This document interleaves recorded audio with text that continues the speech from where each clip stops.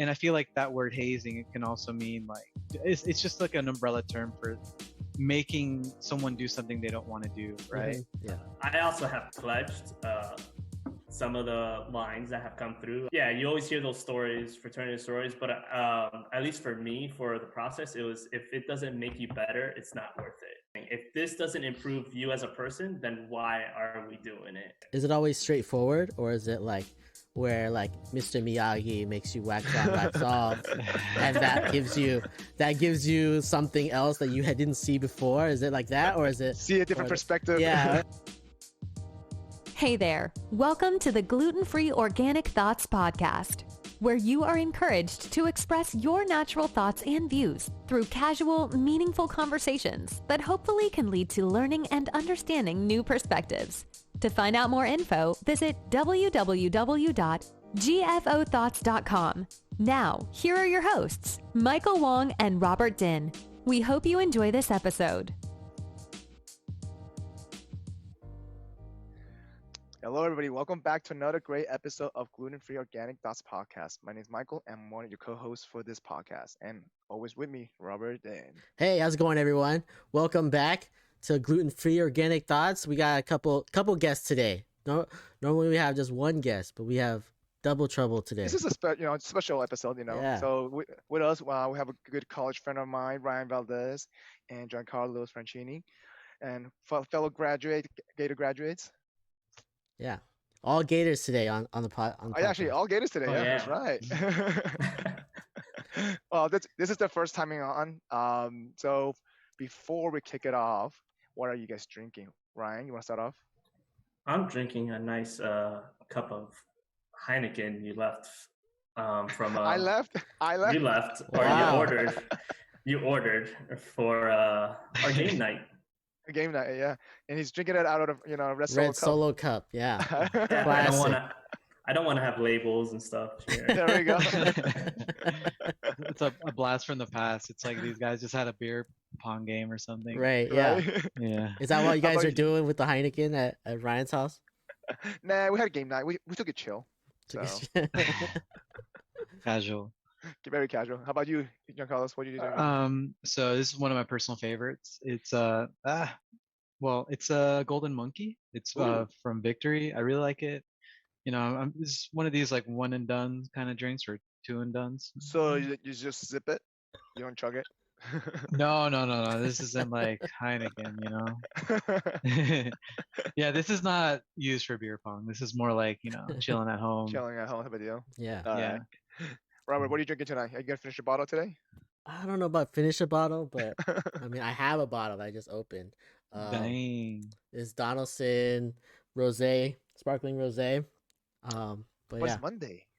Come on, rosé it's on Monday. Monday. Yeah, we just get it ready because we have Karen's birthday in a couple of days, so I'll drink That's the rest true. of it then. That's true. Well, I'm taking it easy. Just having my typical matcha tea. So taking it easy, simple, non-alcohol. I don't drink, guys. You know that. So He says this, but every episode we've had this year, he's had Kahlua in his coffee. Every single episode. not every Oh, episode. Not every cheater. episode. I want to say most episodes. All right, so let's jump into this. So Ryan, GC, thanks for hopping on with us. I think today's topic is we're gonna start discussing, college, right? Let's go back, way back. Go What, back 10 way years back. now? 10 years? 12 years? It's more than that Oof. now, right? More than 10. More than 10. Hey, let's, Actually, it's let's 10. round it up. It's Let's been round it up. Let's round 12 it up. to 13 years. There we go. Yeah. Yeah.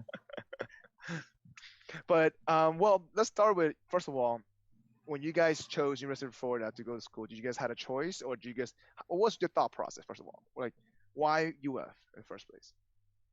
Sure. You go, Ryan. You first. All right. Well, honestly, my sister went to Santa Fe for a couple years. Uh-huh. And I visited when I was like a freshman in high school. Mm. And my dad absolutely hates the Gators. Like, Really? Wow. Like- Wow. extremely hates the Gators. Like, he Wait, hated is it a Kane fan? Yeah, he went to Okay. UM Okay. for a that couple makes sense. semesters Oh. on that. But he's like a huge, like, no Gators, anything orange and blue. He hated them. basically because they flopped in a football game, and it's just like this whole ordeal. So he hated that. But I was a freshman in high school, and I was like, oh, let me go visit my sister. Let me go check it out. And her ex-boyfriend at the time like took me out to the bars and stuff. And when I came out, I just saw like everybody just partying and going out, and I was like, I need to come here. It's away. I liked the school. I liked how it looked, and I was just like, this is somewhere where I can see myself. And it just happened that I kind of had like an early view of College experience a little bit of UF, just UF specifically through my high school. So I got to visit the school, and I slept in a dorm. Oh, you did a preview thing, right? Yeah, but it was like a before preview. It was a Hispanic scholar thing. Oh, that's pretty cool. I didn't know that. So I actually got like a early. I just forgot the word. I basically got to apply early. So if I didn't get into UF, I could apply to any school because I still had time. So I just it was like an early decision, like early application. So you apply earlier than everyone else, and then I applied for that. And then what I think got me in personally, well, my cousin went to UF, and then my principal actually wrote my recommendation letter. And that's awesome. Wow, you had your principal to write a recommendation letter? Yeah, he only wrote it for like 3 people in the school. That's pretty awesome. So I think that really helped me. That's get crazy. Into UF. So UF was your number one choice. You really wanted to go there? I really wanted UF. I wanted to stay in the state, but I mean, if I could go to UM, if there's the money, of course, the scholarship type of deal. I had scholarship and stuff. It wasn't really that much of a concern, but I preferred to like kind of go away a little bit. Yeah. And was that your backup school, UM? I prefer UM because I hated FSU. I hated FSU since I was a kid. Because I was a Kane fan growing up, and then it's like of course, you go to UM, and then I just hated FSU. Of course. I guess it's the worst of two evils, right? Basically. How about you, GC? So I, similar to Ryan, I actually just learned this about you today. I actually did the same thing. I applied early through that early admission program, like some sort of Hispanic scholars thing. And I remember I got to apply pretty early, which is good. And it's good because I guess it gave me an edge, but it was also bad because I found out at a different time than other people who applied normally. So I remember when I initially, when people were finding out if they got into UF or not, I remember everyone at school talking about it, and I didn't get my decision, so I assumed I didn't get in. Oh, and you got yours later than everyone else. Oh, so you had yours later, this decision. Wow. It was weird, yeah. And I remember being super bummed out. But on Christmas Day 2005, I found out, and I was super stoked. On Christmas Day. Christmas Day. What a present. Yeah, it was really cool. I remember. I feel like this might have been recent where you could check your status online. Because back, I don't know. I feel like back in the early 2000s, online was sort of new, especially for like university things like signing up for classes. But anyway, so I wanted to stay in Florida. I also applied to pretty much every school in Florida. And I remember just Florida was my first choice. Gotcha. Because it was far from home. I didn't want to be relatively. Relatively I didn't far. want to go to UM. I didn't want to go to UM because it was close enough. That my parents would be like, oh, we're gonna come visit for the whole weekend. That would have been a huge bummer. Like, oh, my mom's home. I can't party with you guys. And like Florida State, was sort of like a backup. But I think I would have been pretty bummed out. It would have felt like just like settling, like, oh, I guess I'll go to Florida State kind of thing. Yeah. So yeah. So you guys didn't apply to any out of state schools? I did not. No. I literally only applied to UF. Nice. Oh wow. Oh my God. So risky. Oh man. All in. That's what it is. All in. Because I still had time to apply after. That's to true. Other schools if I didn't get in, so I was like, true. screw it. Wait, but did you did you get your admissions like letter later than everyone else too, or is it just GC that got his? I can't remember. I want to say that people that were around me weren't getting in, and I was like, "Oh crap!" But how I found out, actually, I had a basketball game, and I came home, and like my family opened my letter, so I didn't Oh even my get to open God. my own letter. And then Jesus, there was cock like, block. yeah, and then they like had all like balloons and stuff, and I was like, "Well, thank you for that. I didn't get to have that Mhm. Experience. experience." But I think when I for me, like it was like when the packet was like big, I was like, all right, I'm in. Like as soon as the packages for someone that got rejected versus someone who Really? It's didn't. smaller? Yeah, you just get a letter if it's rejection, right? And if Huh. not, you get a packet. And so I got the packet and I was like, all right, I'm in. So you didn't bother opening it? Did you No, not I bother? did. I opened it, but I was like, I'm in. Like this packet means I'm in for sure. Oh, nice. So wait, GC, did you end up spending the night at UF for that because that you did that program as well? Yeah, I remember it was kind of like a double thing. That program, you got to visit the school early. Yeah. And I do remember staying at Broward. Okay. Mm. And then and then preview. So yeah. Gotcha. So wait, Robert, did you apply in the out of state school, or did you also just applied to UF? No, I like UF was my first backup, I guess. Uh-huh. Maybe yeah, it was my. I guess so.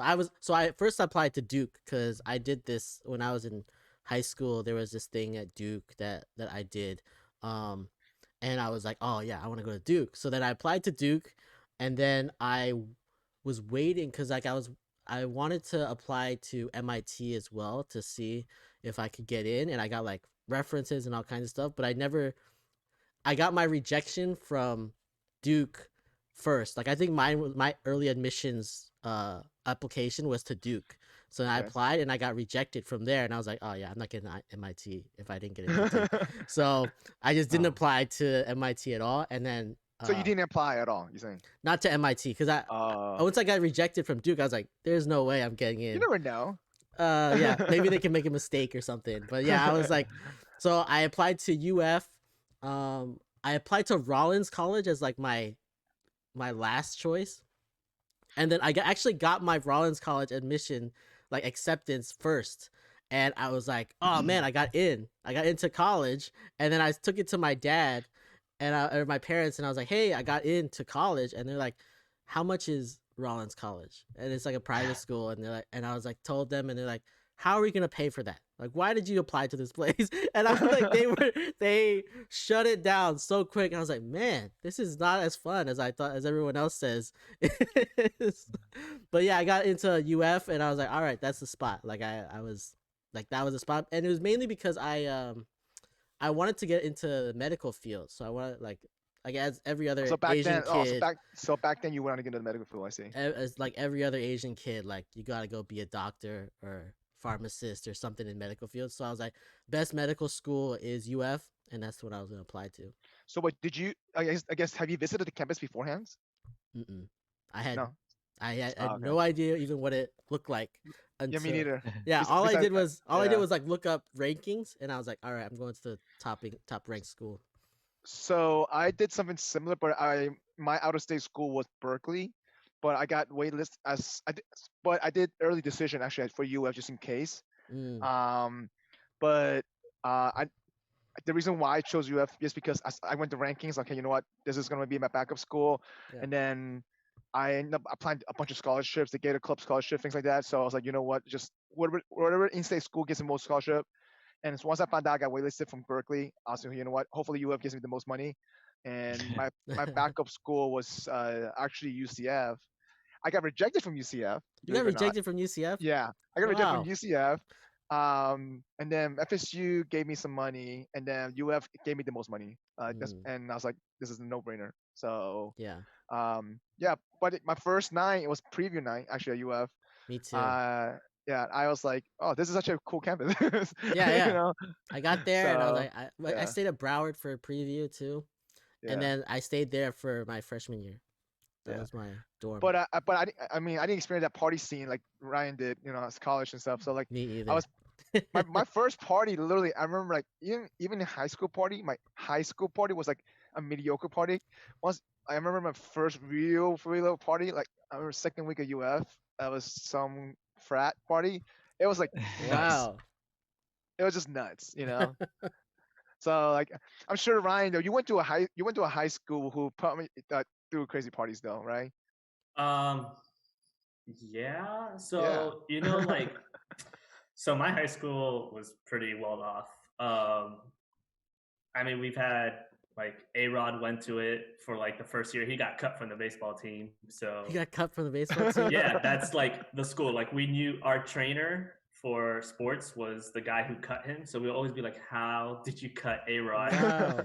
So he still actually throws like basketball tournaments a lot of times. And that's what we would like. He'll show up to it and like watch a couple games or whatnot. That's like the high school that like didn't let Jordan onto the basketball, like cut Jordan. Yeah, like our high school is really good at football. So we have like a couple people in the NFL. It's just one of those sports schools you go to. So I completely lost my train of thought. What was your question? Oh, no. So your experience of high school partying versus my high school party. Like I was like a complete nerd. I was just following the gifted kids. There was the reason why I think one of the reasons why I applied to Berkeley because this other girl applied to Berkeley too. Oh. Oh yeah. That's it. Well, my high school parties would be like we had cops outside. Like you had to like pay to get in. It was mansion parties. It was actually one of my friends I grew up with that would throw a lot of those type of parties. And then we had we actually got in trouble. Well, a couple years ago, there was like this whole thing about like a high school having animals come to their prom. What? And it was like tigers or whatever. It was my high school. Really? You guys had tigers at prom? Yeah, I mean, it wasn't. It was later on, and like I wasn't in high school, obviously, but I was just like, crazy. "Oh man, you guys messed up. You guys messed up so bad." Wait, GC. So hang on. So let me ask you this. So GC though, did you have the same experience as Ryan did during high school or no? No, not at all. I was pretty much a nerd. I was pretty much an outcast. It was a very small high school. Yeah. And I mean, if I had a girlfriend, I was always the girlfriend. I never really partied too much. So like when I went to UF, man, it was such a huge culture shock. I mean, really? At first when I went to Gainesville, I remember hating it. I was like, yo, Gainesville is weird because I grew up in Plantation, Florida. Yeah. So it's like super suburbs. Everything's like nice and kind of newish. And in Gainesville, everything was just like older. Southern style. Southern styles. Yeah, the people were totally different. There was not really a lot of like Latino, Hispanic culture. Not that I even identified with that too much, but it was something that I could at least sort of cling on to. It was like it's like you live in the wilderness in a sense, and with a southern culture, and you never been before. That's how I felt when I went. Yeah, and also because I went to such a small high school, there was only like one or two other people who went there too. So like we probably hung out very briefly towards the beginning. Gotcha. And it was basically just me, making friends in class or just exploring really. At the time I was dating this girl who had also gotten into UCF. And I remember towards the beginning, we would visit each other pretty frequently so your on freshman the weekends. You were driving back and forth from each other? You weren't really in Gainesville on the weekends too much. Exactly, yeah. So this was summer B. I remember starting summer B, and that was all strategically planned because you're out of the house, you're with the girlfriend, so it's like, what else are you gonna do? You're gonna visit each other, so yeah.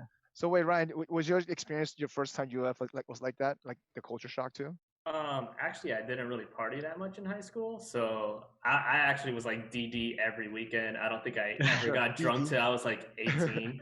No, I really didn't drink till I was like 18. And then I didn't really even drink my early years until I was like 21 and actually legal to drink.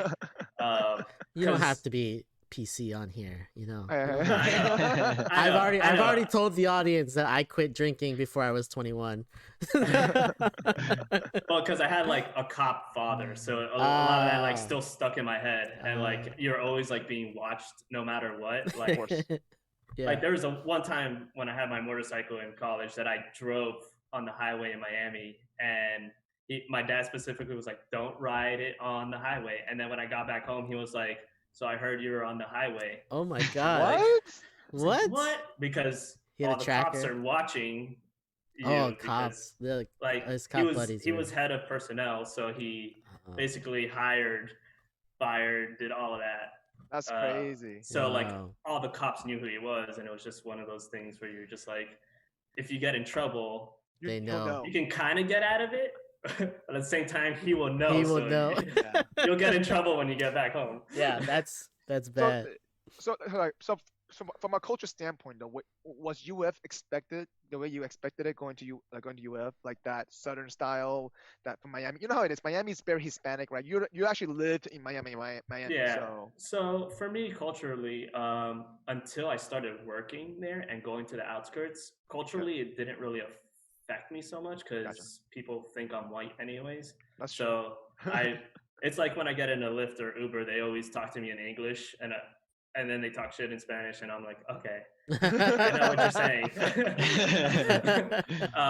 So it didn't really culture shock me because Yeah. the shock I had was when I first visited as a freshman. I saw like Mm. people arrested on the ground, partying, like cops were on their horses, like 10 horse cops, people just tied up, hog tied, like all across the grass. Jesus. And I'm like, Jesus. yeah. So my experience was like, man, it's calmed down in the past 4 years. Just calm down.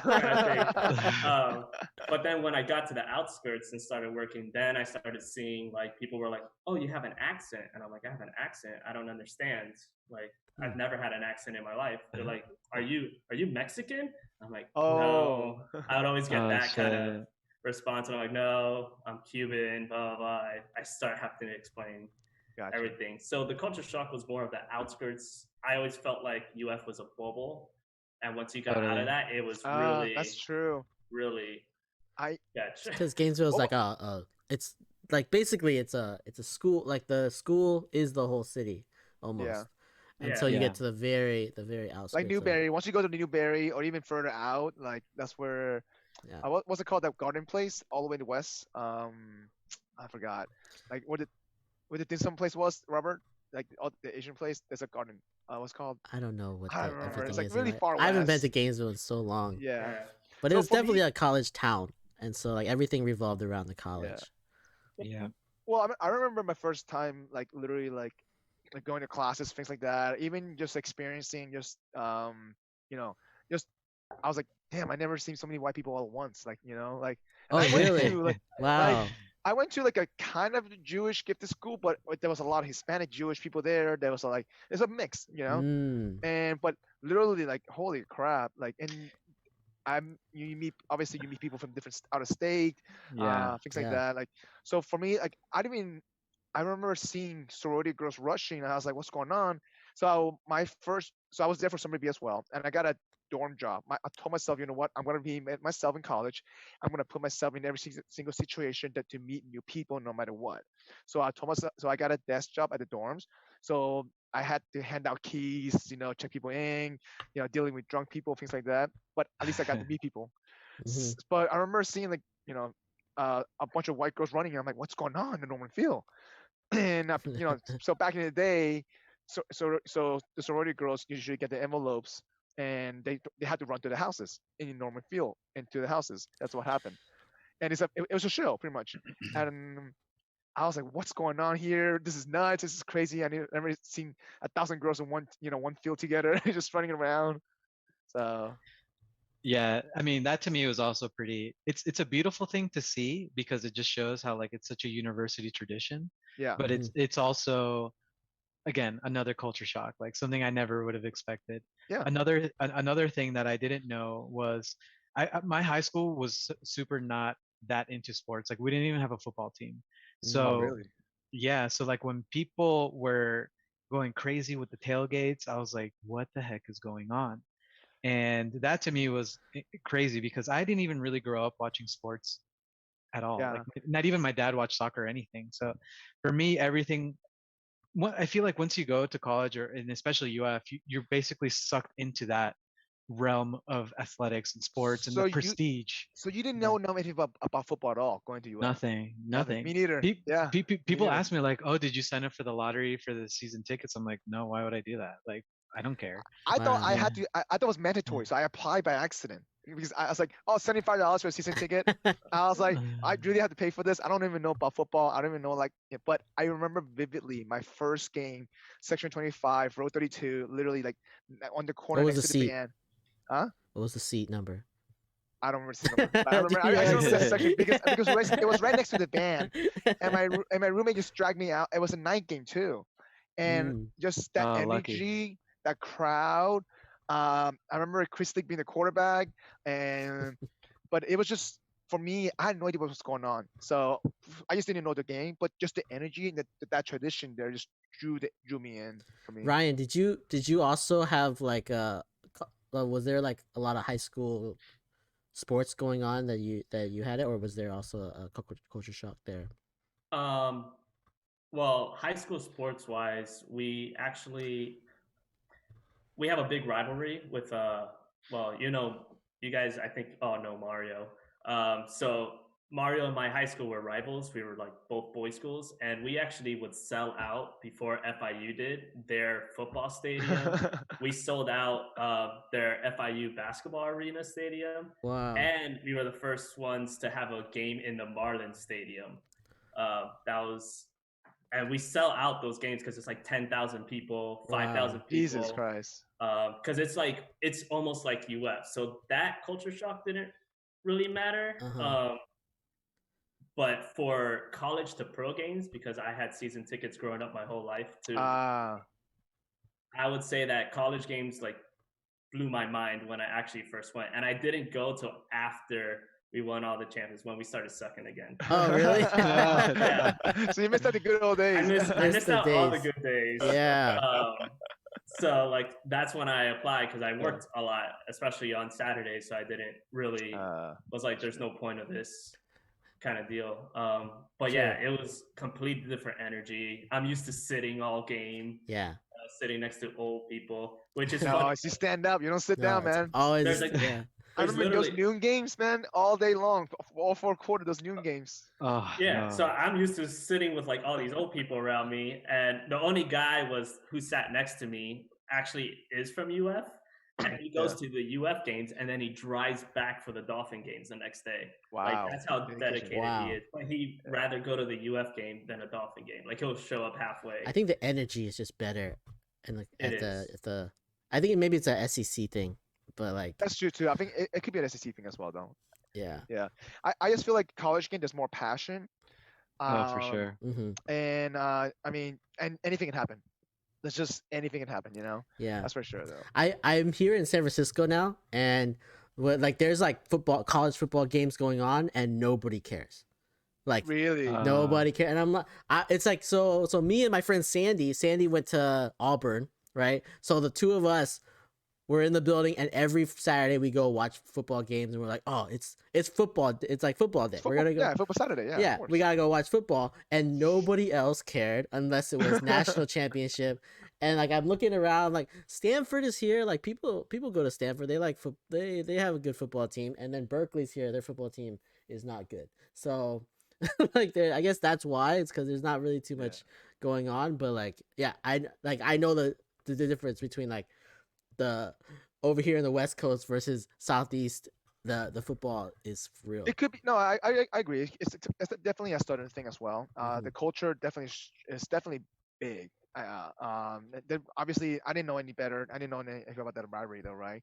Yeah. So for me, my freshman year, I was obviously everyone's exploring, trying to learn different things. I never, going back to this whole sorority thing. I didn't know that was the tradition, right? So I didn't know there was frats like that either. Like there were, you had to as a freshman, you can go to different frats, experience different houses to experience, like just to experience different culture of each of the frat, right? Because they have their own tradition, each of those frat. So I remember like going back to my original story. I went to my first frat party as a freshman year, and I was I was like, what the hell is going on here? There's so many people, and it was one of the frat houses. I'm trying to remember it was the SIGEP. I think it was. And then but I didn't know you could rush into this at that time as a freshman. My friend just Wait, brought how me did there. you think that people got in? They just signed I up or apply, something? I guess, just sign up. I don't know. I just didn't know. But I didn't find out more details about it until the following spring. But it was already too Mm. late already. So I didn't. So for me, I didn't rush until sophomore year. But I think you guys though. You guys, when you guys rushed for your own frat, and since is how you guys met, right? I'm guessing. Ours was a little different Yeah. because so I met our friend Diego through a class, and then Okay. they were actually he was telling me, "Oh, we're starting up a frat." Oh, So that's how we kind of, and then they like everybody got together, and that's how I met GC, basically. And we actually spent like 3 years or something trying to open up expansion to UF for fraternities and sororities, Mm. and then they let us in. So it actually took us 3 years, and then we got pledged by people out of state. so let me ask you this. Okay, so for those who don't know the difference between a multicultural frat versus a Greek frat, elaborate. Can you elaborate on that a little bit more?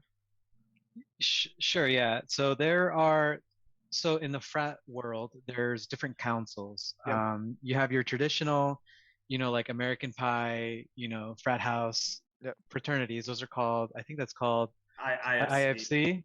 yeah, Yeah. Interfraternal Council. Yeah, Interfraternal Council. Then you have your Panhellenic Council. I believe that was sororities. Mm-hmm. Yeah. Then you have your the traditional black fraternities Yeah, and NPHC. sororities, Yeah. NPHCs. They're called the Divine Nine because there's 9 of them. Okay. Yeah, and then you have, your multicultural, Greek organizations, which is what we were doing. One Okay. one thing to be clear is also that, what our goal was to bring a chapter of an already existing fraternity. It wasn't like a brand new one. So we So wanted to. you're saying it's existing in other colleges. You just want to bring the chapter into UF. Mm-hmm. Yes. Exactly, yeah. Okay. And at the time, because this was like 2006 2010, which is like UF was hot, right? Yeah. Top on the map, winning championships, natties, all Yep. that. So Mhm. the organization was like, yo, let's help these guys out. Let's see what we can do to help these gentlemen essentially bring this new Chapter there. chapter there. Yeah. Yeah. So you guys started it. But So was there other multicultural fraternities there that you could have joined? Yeah, Yeah. definitely. I mean, So why But did wait, you hang on, hang decide? on. Yeah, Why did you decide start to one? start Yeah, a new versus one instead yeah, of instead of joining one that was already Yeah. there? So for me, the situation is just the way that it happened. To be honest, like I'm a very shy person. Like Yeah. I didn't really want to. I wasn't really super outgoing. And I do remember I became really good friends with my previous staffer. He's the one who kind of helps you sign up with classes. And I remember he reached out to me. This was already like towards my first year, so freshman year Yep. in the wintertime. He's like, hey, listen, I'm starting this club. Do you want to come? We're having a meeting. Would you like to join? And so basically, what I didn't know he was doing, he was basically recruiting me. Mm-hmm. Uh-huh. And so that's my first time meeting Ryan and my other frat brothers. Um, and I trusted him a lot. He was a good friend. He didn't seem like the kind of person who just wanted me to just waste my time, or Mm-hmm. it's like he had this vision and he wanted to make it a reality, and he essentially just like chose people that he encountered because he's a previous staffer, so he sees people Mm-hmm. coming in and out of the school. And so he's like, I think you, along with these group of gentlemen, will be good to help me start this thing. So that's how it was with me. Gotcha. Mm. So I mean, obviously, starting something takes a while, and establish, also starting a good foundation, because you need that glue, that foundation to build that little bit of a culture, right? So that be because after after you establish that, you gotta bring the right recruits in, things like that. So let me ask you guys this: I guess it took you 3 years, right, to establish this, right? Yeah. Like, what was the challenge of that? I'm just wondering. Like, what was the biggest challenge? Man. So at the time, I remember because we were a party school and Yeah. like literally in that time frame, Yeah. it was really hard to bring in new organizations because the university is like, well, you guys just want to party hard. I already know you guys are just So trying to they make a think this is just club. an excuse to party. Is what Mm. it was. Yeah, but not only that, but also people were really, even the people who were trying to, who were in charge of the expansion, they themselves were in frats too. Okay. And they didn't want, and I felt like there was a sense of like them not wanting to expand because maybe that just they didn't want the school to just have so many frats and sororities, even though like Florida State had like more, or like UM might have had more. And I remember we always had to make a case with the university saying, you know, we're pretty legit. We have members. We have our academics. We do community service, and that was all a thing. Like you can't. You basically have to give them a reason to believe you as to why you really want to bring it onto campus. So did you guys have hearings and stuff like that? Is that how it worked? Sort of, yeah. Sort of, yeah. It was. I just remember it being a lot of meetings, right? Gotcha. Like it wasn't. And I remember there were times where I thought to myself, why am I even going through this effort? Like I could have literally probably tried to join, like I said, like an IFC fraternity and just, gone and partied hard and met some girls and called it a day, It just shows leadership, man. In GC, it just shows leadership. It's good for the resume, Yeah, and I'm not gonna lie, that was also another reason, it looks good on your, your CV, your resume saying like I brought something to university, and basically that's my legacy. So did you guys had to bring if you brought a frat, did you have to help the sorority side of things? Because I thought you had that one-to-one matching, or no? Oh, that's a good question. I mean, I don't remember. I don't think so. I don't remember, like, your fraternity has nothing to do with somebody else's sorority. Because I thought they were always trying like to keep the even ratio. There's always a sister like and brother type of thing, right? I mean, we have a sister sorority, but they actually started the same time we did at FSU. At FSU, okay. So like it was kind of like our sister sorority nationally was starting over there, but we didn't really have anybody on campus at Florida on campus. Yeah.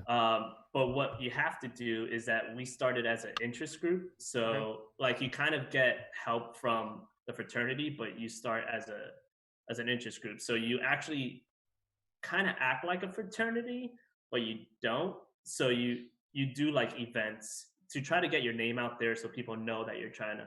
So because they vote on it, it kind of tells them, hey, like these guys are trying. They're not just here to party. They're doing service. They're adding value. That's what it is. They're adding value to campus. And that's what I think really helped us throughout the years, because people started recognizing us as an actual entity that was on campus, and then they had a vote on it. So it's like, hey, we care about these guys. They're good people. So the student council had to vote on that. Is what you're saying, right? Because obviously you probably need a budget for that, right? Like you guys needed funding, I'm guessing. How did that work? Do you guys get funding from the school when you join? When you started, when they approve you? Yeah. We don't get we pay our fees, and that's what pays for our stuff. Gotcha. Yeah. Okay. So like they don't actually pay. So anything for it really doesn't give us money or anything. It doesn't really hurt them to have another fraternity on campus. So I think a little bit of what it is that it might be a little bit of politics, because if you have more fraternities and sororities, they're taken away from your own brotherhood, sisterhood. Yeah. Sure. It's probably that. Totally. There's part of that, and then part of it is you're bringing in more and more people partying. That's more liability, especially during that time of when we were entering. Gotcha. So year one, how many people were there originally in the club? Like when you guys joined? You, GZ, who else? There's, I want to say 20? A couple people dropped out. I can at least think of one. So what I'll say is, like, when we became an actual fraternity, there were 13 founding members. Okay. So just add give or take. So that's year 3, you're saying? Yeah, but there's got to be like upperclassmen who graduated before you became a frat too, right? Yeah, I remember that being another thing. They're like, we're not a frat yet, and I'm about to graduate, but they still stuck around. Nice. Yeah. So now, when you guys visited back to UF, how big is the frat now? Like, when's the last time? Just wondering. Just curious. I mean, every year it varies. Like, I'll go to a game every year. Yeah. But the last time I was there was about 2 years ago when we beat LSU at home. And I remember seeing these guys, and they were partying so hard. I remember being so jealous of them, because I was like, they were shotgunning beers. They had they basically had like this legit table to make drinks, and Yeah. they're making drinks with like another sorority, and Nice. I was like, yo man, So it's we should have. gelling. So it's gelling. Like, it's really, really well Yeah. already. Yeah. I mean, there are some years where like they don't recruit as much as we wish, but or Yeah. as they wish, but like it's still there, and we try to help out as much as we can, and but they do know our names, which is cool. They're like, oh man, you're a founder. Oh my god, I have to know your name, like things like that. Hmm.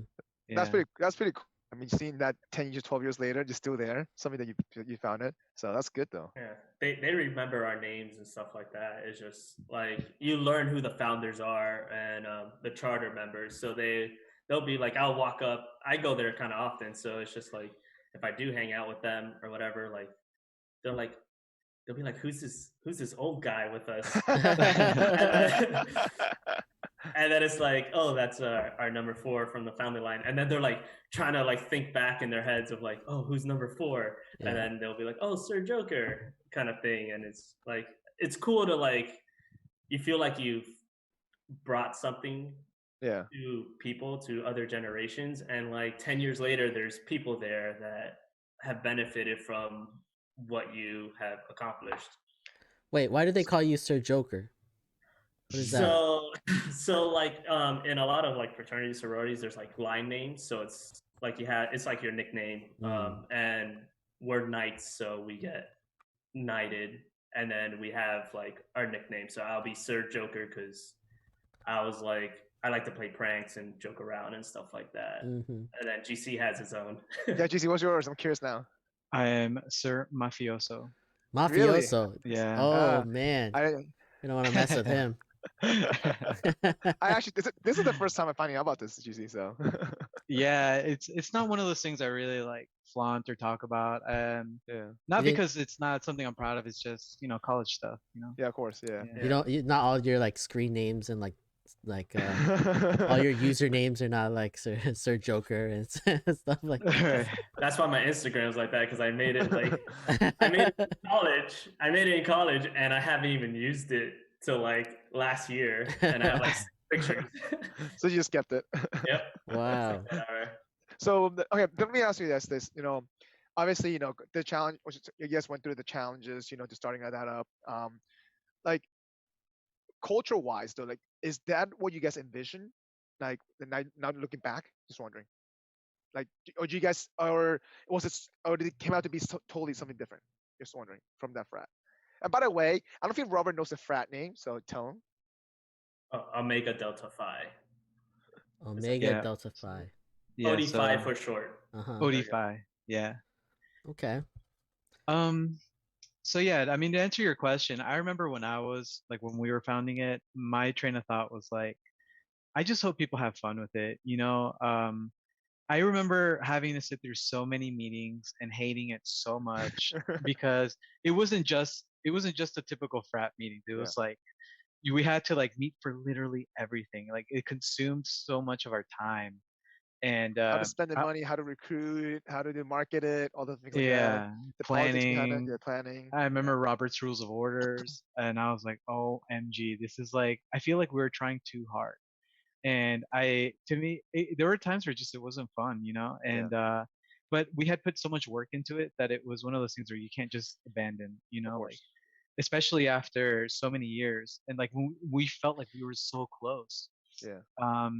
But yeah, I mean, at the end of the day, we wanted it to be a place where people felt included and they wanted to be happy with just being able to serve the community, or just be happy being themselves, knowing that they wouldn't be judged for being who they are, things like that. So let me ask you, so is this a multicultural frat designated for, I guess, when you guys went to recruit people, right? Did you guys just recruit anyone? How did that work? Because how do you know like this group of people will gel well? You know what I mean? Because obviously for certain fraternity target certain people, you know what I mean? So yeah, like some like alphas would only target alphas, like literally like machos with machos. For us it would just be like just people who just vibe, right? Like people who are just cool with anything. You could just be a cool person. You want to play ball, let's go play ball. Hey, you seem like a cool dude, are you? So it wasn't just your typical Hispanic frat in a sense, right? So it was like a mix, everything. Right, yeah. Yeah. it just so happened to be the mostly Hispanic just because of our circle of friends, but it Gotcha. wasn't limited to just that. I mean, originally background, the frat started as a Latino frat, um, Gotcha. and then they took that out, and then it became multicultural, and then I think that was my favorite part, was that I got to learn from so many different cultures and different point of views, and it was just more of like, for me, it was the most inclusive group of people I've ever been with. It was one of those groups that I could literally do anything, show up, and they'll invite everyone to come in. Like, it wasn't like, oh no, who are you, get out of the house or whatever. It was like, oh, who are you, okay, come in, party with us, or hang out. And That's how then I felt like with Kosa, to be honest with you. Oh, Colsa, Yeah. yeah. That's how I felt like. I mean, What's that's pretty Tulsa? cool. It's a Colombian association group, Ah, back yeah. when you Yeah. left. Yeah. Oh, true. That's how FSA was.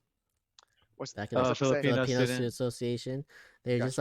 like there's a ton of Filipinos, but then there's also like all the other Asians, and then they just invited everybody. So like there's like it was like the biggest like party group that they had. So then they're just like, all right, yeah, everybody join. Everybody's all just gonna have fun. Yeah. My history with like is like I know a lot of people in Sigma Lambda Beta. The Asian Yeah. frat No, or the Hispanic frat? that's a Hispanic Hispanic frat frat. because one of Yeah. my Oh, the one of my Hispanic frat. close buddies was in there, and so we hung out a lot. And then I also knew PD Psi, like all the founders for PD Psi, like they were going through the same thing. So is that an Asian frat? That's So the I Yeah. forgot all the that's names. the Asian Yeah. that's the Asian Yeah. frat, right? Okay. Yeah, so I hung out with them a lot, like I think, and then I was gonna rush for them. What's the term when you're like rushing is when you're You're pledging. You're pledging. pledging.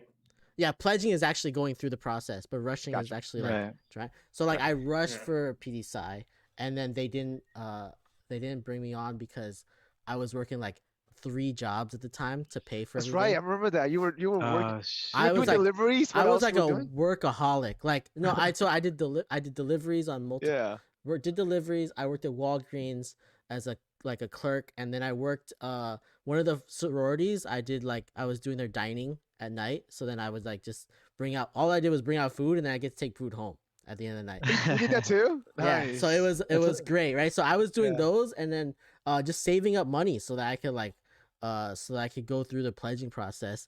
And then they were like, "Yeah, you're working too much." Like so Oh, You're not having no. fun. you don't have time, like you don't have Yeah. time to do it. And I was like, "Oh, that's not that was the intention. The intention was to save money so I could pledge." But then they're like, "No, we already made a decision, so it's too late." So I was like, "All right, it's too late." That sucks. Yeah. But I mean, Well, yeah, but the thing is, like, while you're doing all that, you also have to maintain your grades. So, that's true. Yeah. and at the end of the day, like, the most important thing is your academics, right? Like, Yeah. but I get it. But I'm pretty sure they considered it too. They're like, how is this guy gonna be able to balance all that out, Yeah, right? yeah, That's yeah. true. Because think about it, because that's also something the university takes into account. Is like they will ask you how many people started pledging Yeah. and how many people drop, and they want to make sure that it's not because of hazing or anything nefarious, anything that Yeah. sort. So I was gonna get to like the question next. Like, did you guys develop anything from a Russian standpoint?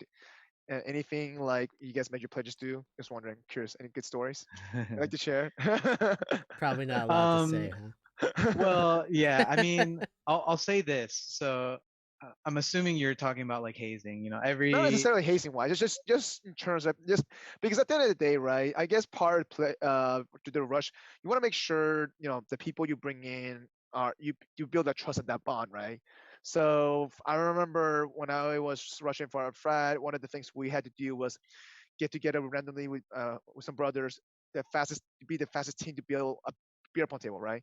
In order to do that, you had to show teamwork, some little bit of leadership. So you had to bond, really fast. So just things like that. So Right. Yeah. I mean, yeah, every organization has like their own don't think, way of bonding and I feel like that word hazing, it can also mean like, it's just like an umbrella term for making someone do something they don't want to do. Right. Yeah. But, and that's something that I hope that any person who's pledging could recognize is right. Like Yep. if you like, just say, for example, you're pledging this frat and you feel like you're just doing stupid shit, like Yeah. chugging 10 beers for no reason. Like Mhm. what good does that do you? Like there's no character development in that. Like that True. doesn't make you more of a man, right? Yeah. And so I mean, and you hear stories, you know, like we're in college, we hear things like, oh, this fraternity got in trouble for Yeah. making this kid, you know, sit in a ice tub for like 10 minutes and, Yeah. you know, stupid shit like that. So, I mean, there are organizations that really take you as a person, Yep. they value you and they want to keep you, you know, because it makes their organization more prestigious. Yep. And then there are others that are more like social and they don't care, they just want to party and meet girls and, you know, waste your time basically. Yeah. Is So it always a tough process? Yeah. For you guys, like, at So least so how's your process though? for a little background, right? My roommate in when I was a sophomore, he was rushing or he was pledging or whatever, and I like barely saw him, right? He came home and like washed his hair in the shower and then left. Like that was his like oh him my being home. Like gosh. he Yeah, was no. always busy doing stuff for like whatever they I needed. mean, yeah. Going back to your Yeah, process stuff, you guys, when you guys obviously when you the first 3 years to build something like that, you had to build some kind of process, right? Hmm. that's Like, true. Yeah. so like, what was your process of getting the right recruits? And what you know? Yeah, so yeah, our situation was very unique. So luckily we did have help from afar, Yep. and the organization kind of sent over like a representative um, that was essentially kind of helping us build our our chapter. Yeah. And he oversaw things, made sure that we were organized, we were being involved, and he just basically showed us the ropes, right? And he basically delegated some people within our group, the ones who actually started with this whole process, to make sure that we were essentially just, you know, making sure that we bring this to fruition Yeah. in the way that it is. Because one thing also that we didn't mention is that our chapter was kind of like a satellite chapter. I mean, the organization, a lot of their chapters were in the West Coast. They started off in Texas and kind of expanded westward, and we were the only ones in the Southeast. So it was very hard for us to kind of get our bearings because we Yeah. had nobody in the area, in the immediate area at least. So they you know they had to send someone over and The person they sent basically let over, us go. was that someone from like the national? Because you guys have like a bigger umbrella, like fraternal, like I don't know what organization, like the Yeah, organization, the bigger Just a natural organization, chapter, probably. and then each Yeah. one has Yeah. chapters into colleges. Like, was it someone from the bigger group that came? Yeah, yeah, he's actually my big brother. Nice. His name is actually Long, so yeah. that's why if you hear me say like, "Oh, you're Long 2.0 Wong," that's like you guys are similar. You guys are similar in like you're always It's traveling and you're texting, and I'm like, how do you have time for anything right it's now? a compliment. It's definitely a It's compliment. it's a very big compliment. Yeah. But I also have pledged some of the lines that have come through. I've been um, what we call the PME, Yep. and then the APME, which is the assistant. So the first like 3 lines, I actually was part of the process. Nice. But you know, there's rules that they always give you at UF. You know, you can't cross this, you can't do these certain things, and it's just yeah, you always hear those stories, fraternity stories, but at least for me, for the process, it was if it doesn't make you better, it's not worth it, kind of thing. If this doesn't improve you as a person, then why are we doing it, kind of Why thing. wasting time? Yeah. Exactly. Like I'm not here to like destroy your life. I'm here to make you better at your skills set and things like that. It's not really And Is it enjoy always the process itself. exactly. is it always straightforward, or is it like where like Mr. Miyagi makes you wax on, wax off, and that gives you something else that you didn't see before? Is it like that, or is it See a different perspective. yeah? Is it always I is it always mean, straightforward? I Yeah. try to be like Mr. Miyagi sometimes and be like, oh, you know, wax on, wax Yeah, off. Life yeah. is not So no, give I me- wouldn't give- be like mystery or anything. So give us an like that. example, Ryan. Give us an example. I'm just wondering. I'm just curious, just so for those folks to understand a little bit of it, you know, like especially I feel like to be honest with you, like for me, I didn't hear about the multicultural frat until my junior year. For me, Oh, like that's how I found that's out. late. Yeah, that's really late, you know. but also at the same time, I wasn't really heavily involved in that side of the world. I was, and I Yeah. found out about it through the Costa Club, and then all the different clubs I joined later on. So Were like, you involved in the ASU and all the Asian groups? not just junior year. Yeah, See, that's why. So I joined the Asian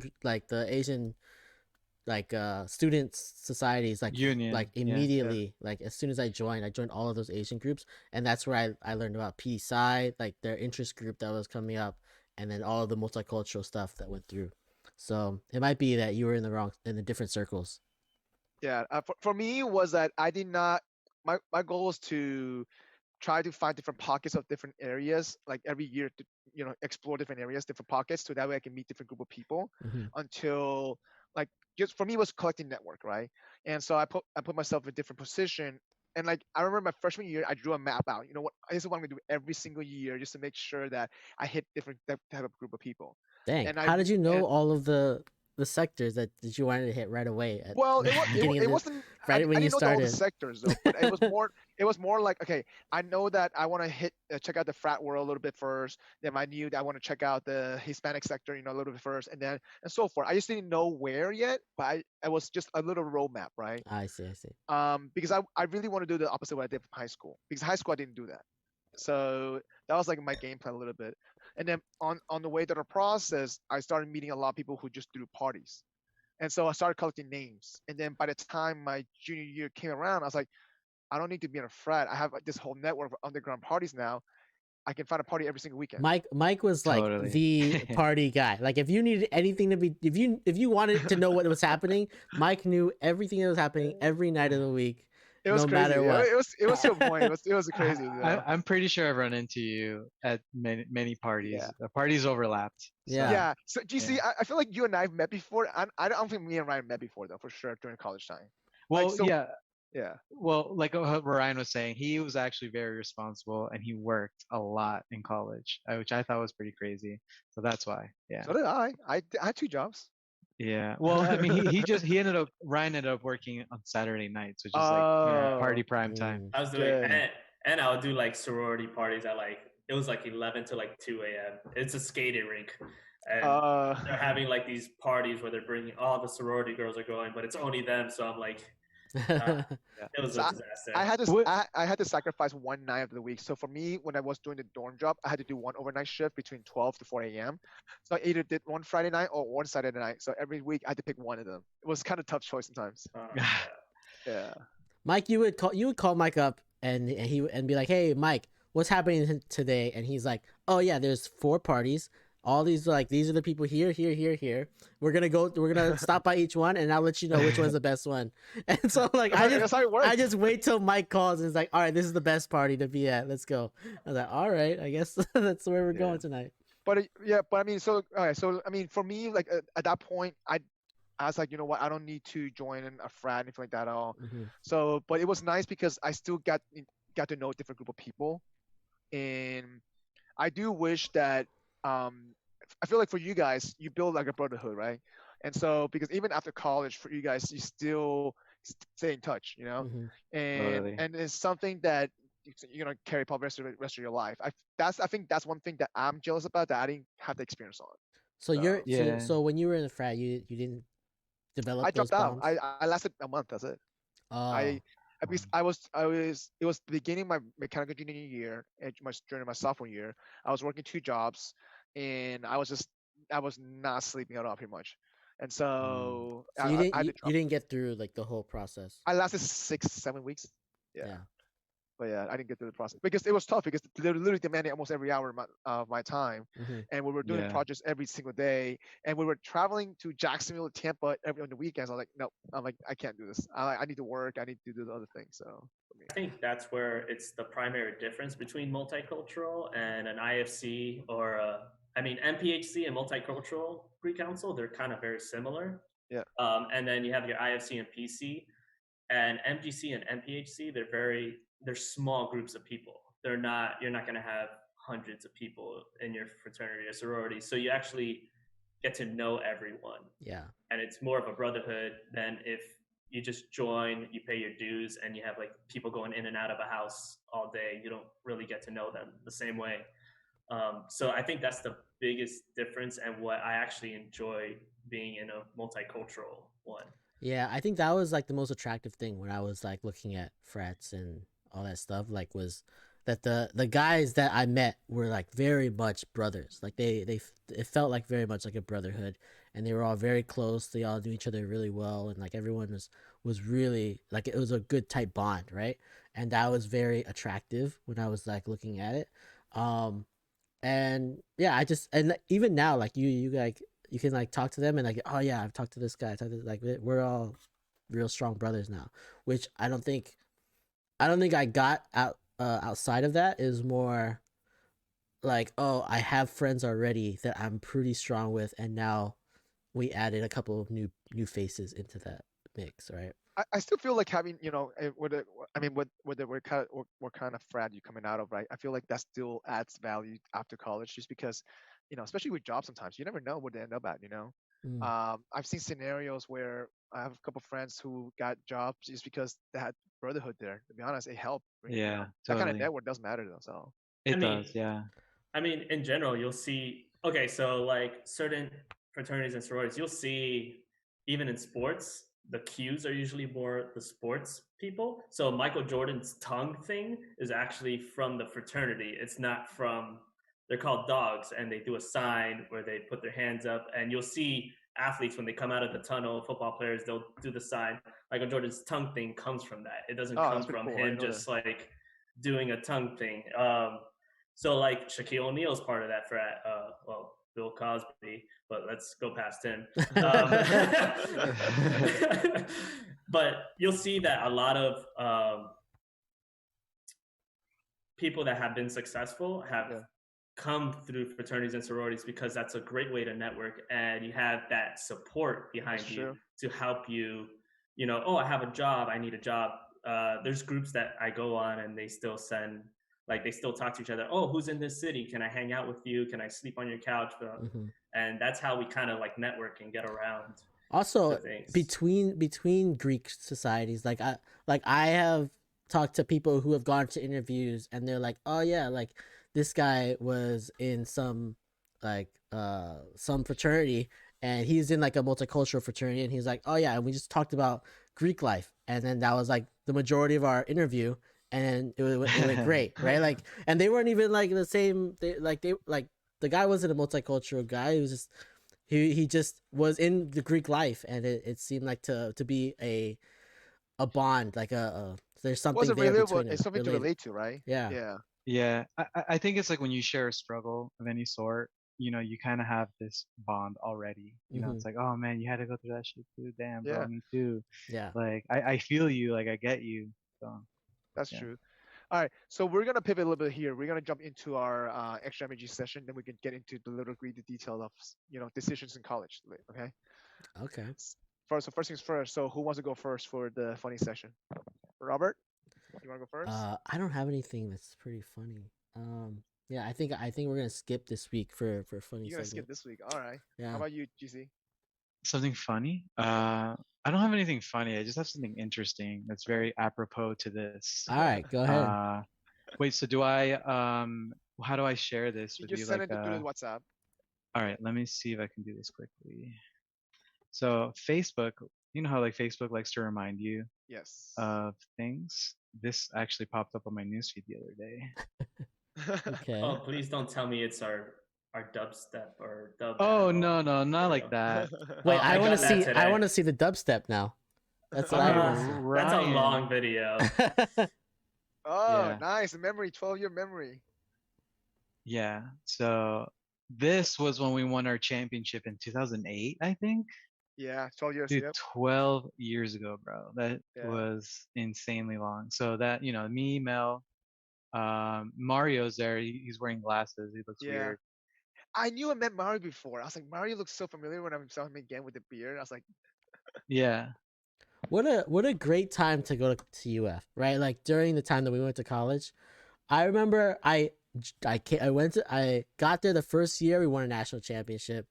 Then That's like crazy. it was just national championship after national championship, and you're like, this is a great life. Like how can I not like being at UF? Like this is perfect. Right.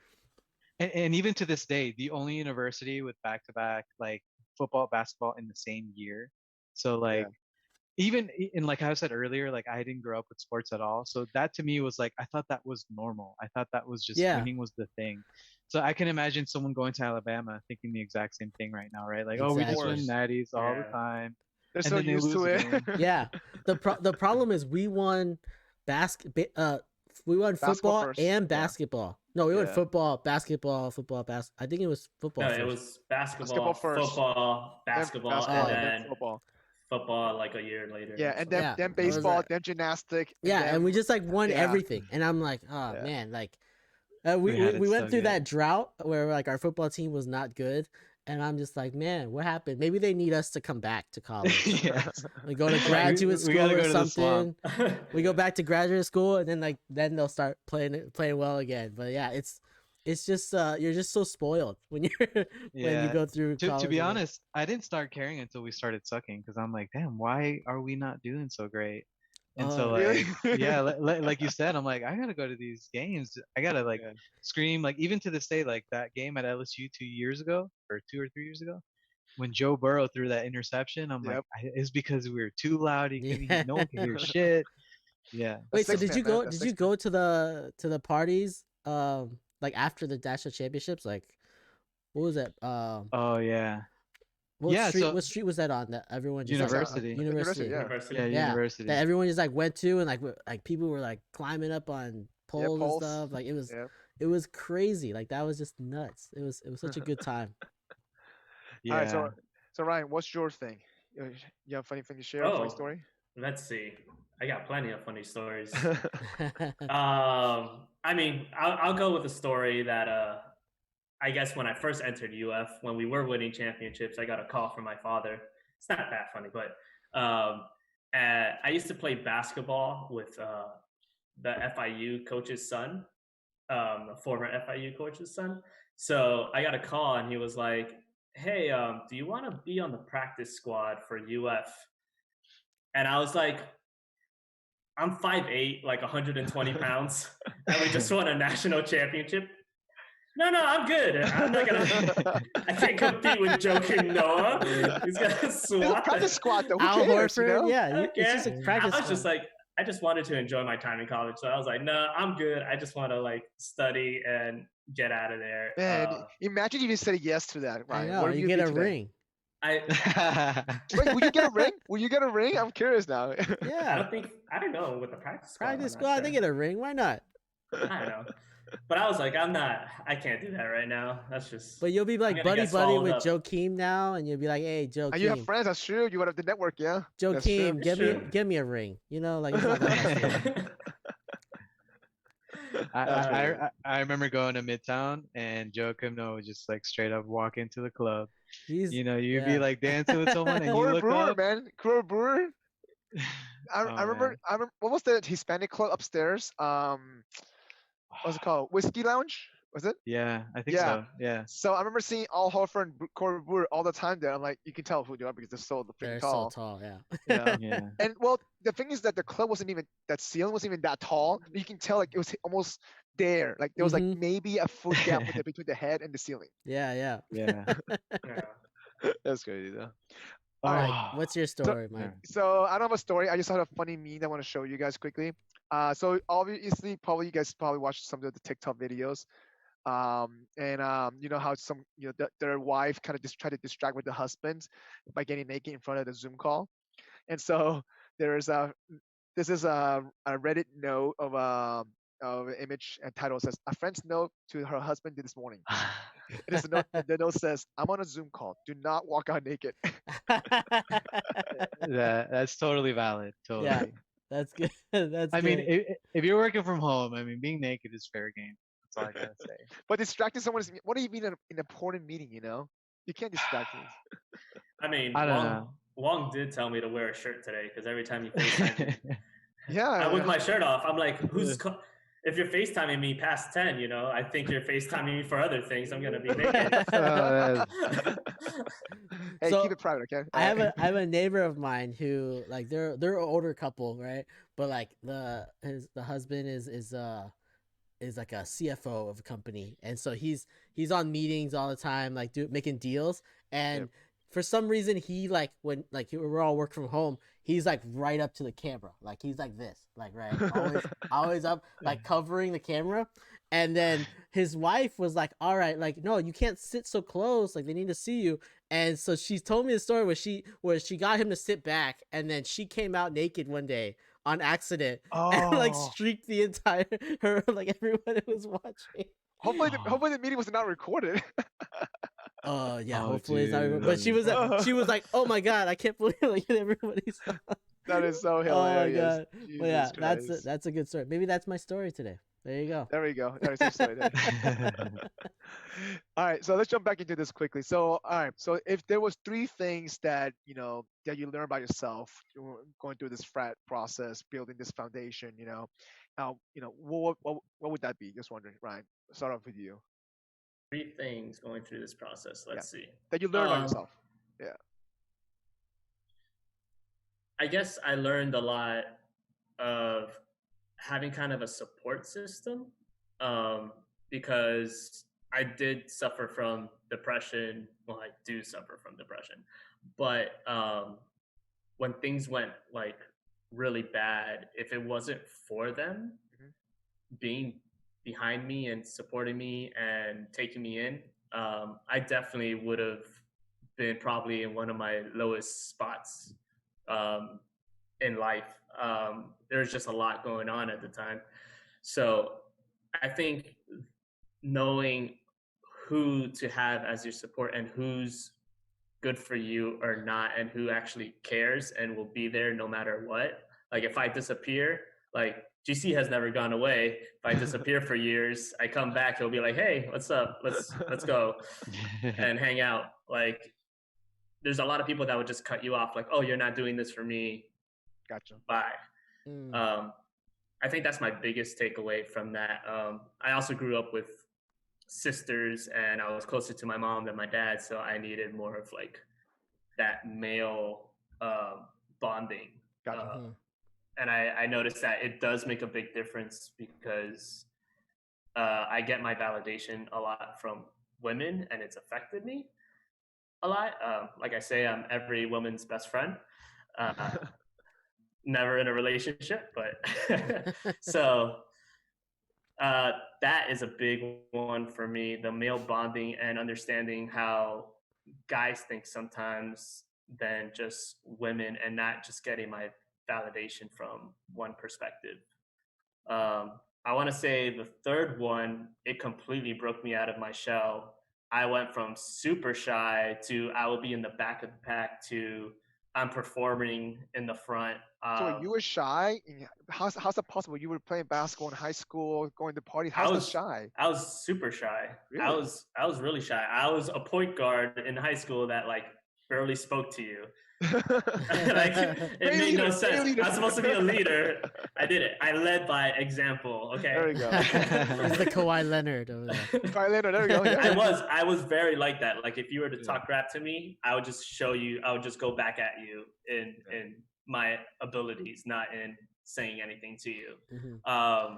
So it broke me out of my shell, and it showed me how much more success you'll have by not being behind closed doors and not being silent to things. Because even when we used to have meetings, I used to be very quiet, and then it just got to a point where I was fed up with everybody, and I was just like this is my point of view.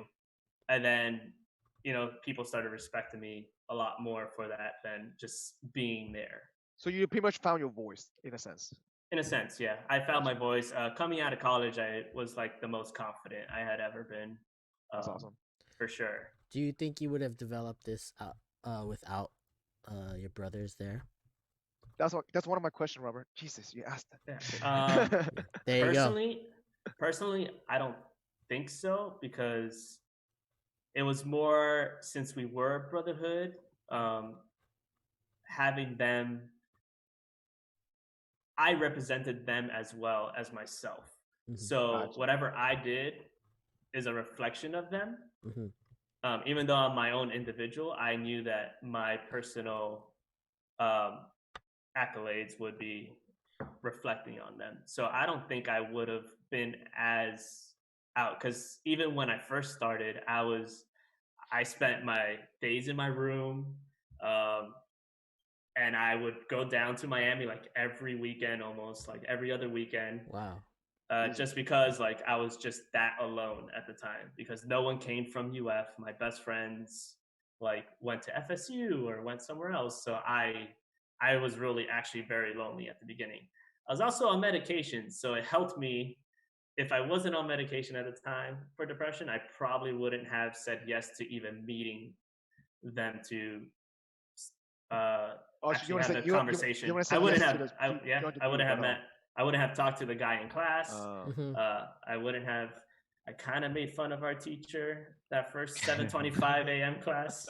7:25 a.m. It was 7:25 ENC 1101.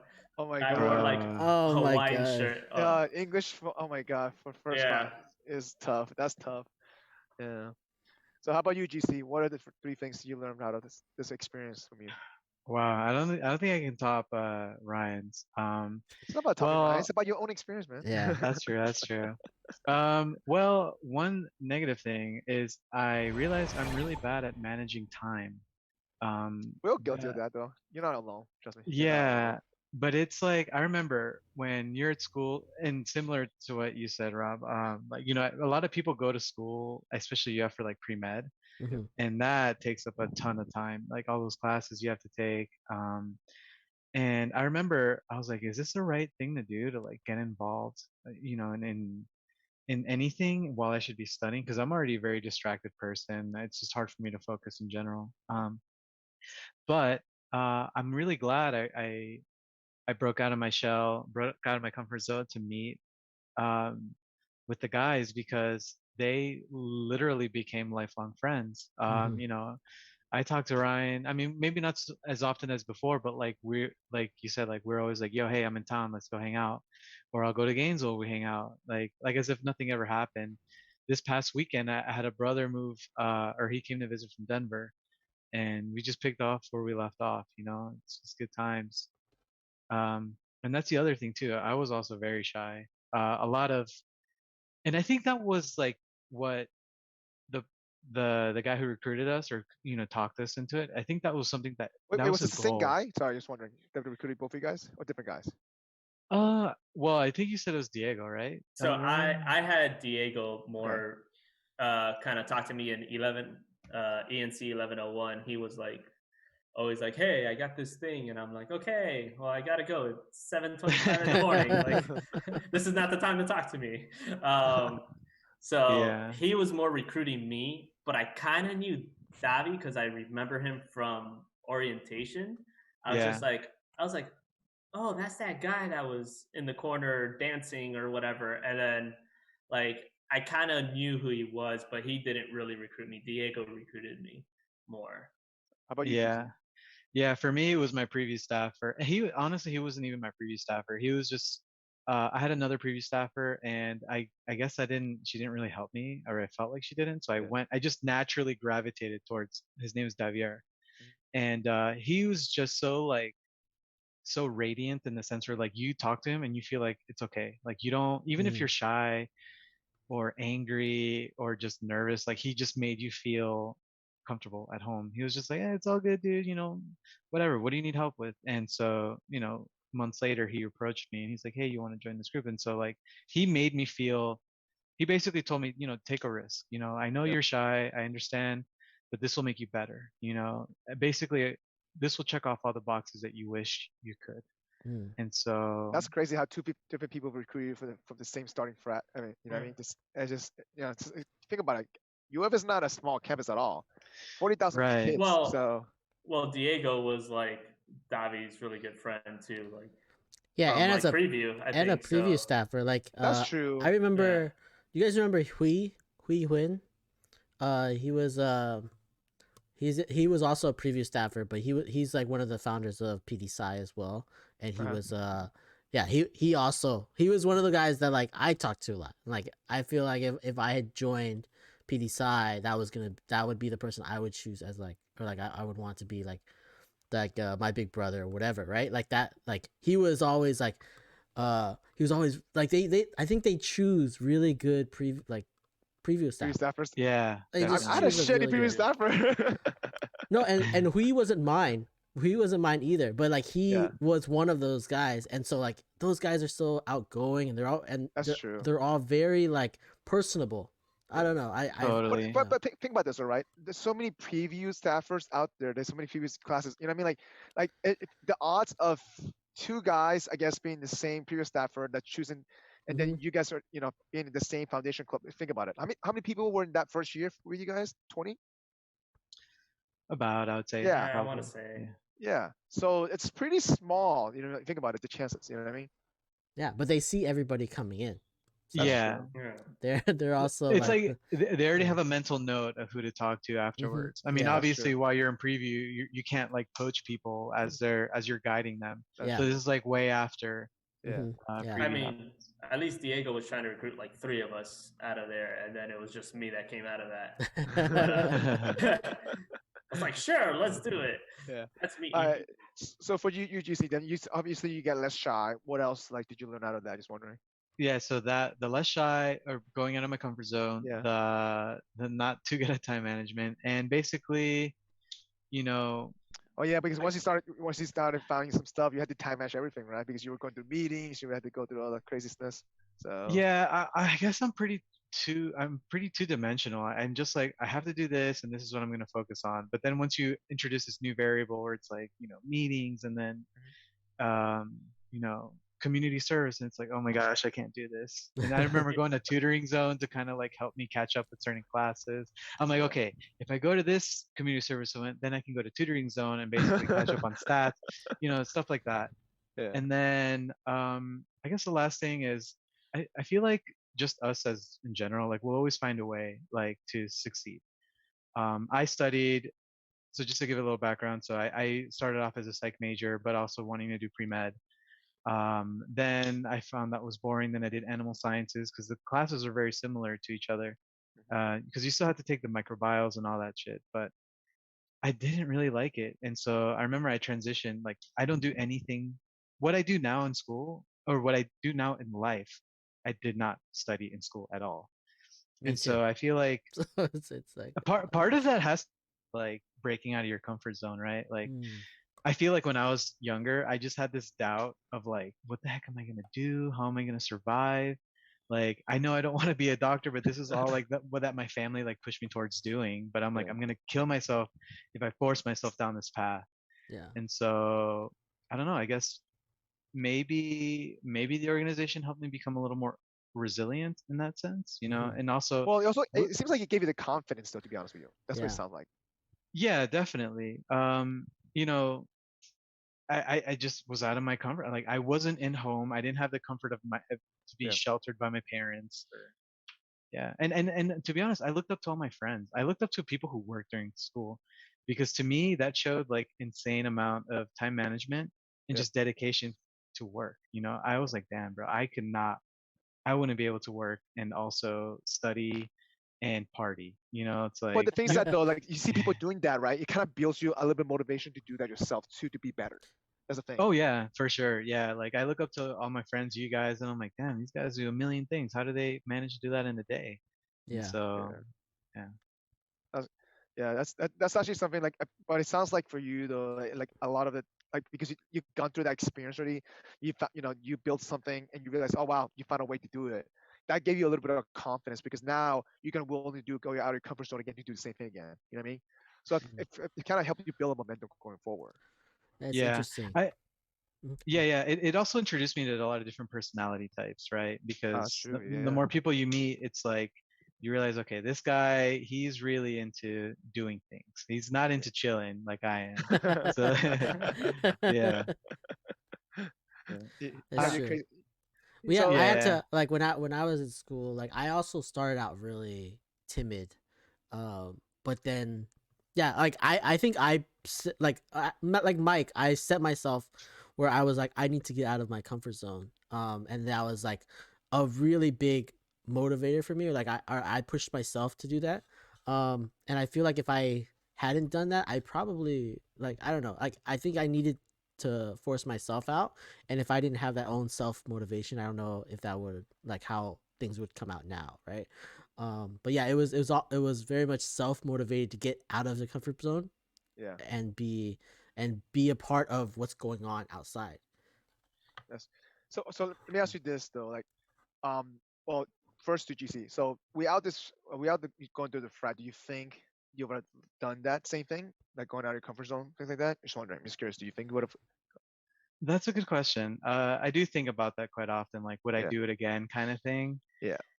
And there are times, a lot of it depends on my mood. There are times I'm like, man, like maybe I wouldn't do this again because it depends on what your priorities are, right? For me, Yeah. it was a lot of also I saw how much effort all Yeah. my other friends were putting into this, my brothers, and I'm like, Yeah. I abandon my brothers. Like that's kind of fucked up, Mhm. you know? Like Of course. we put in so much effort into doing this, and how am I gonna? What Just kind of ditch them. example would I be? Yeah, Yeah. what kind of example would I be? That's literally what you are groomed to not be. You know what Yeah. I'm saying? Like you don't give up. You're there. You're almost at the finish line. Just finish the job. You know? Mhm.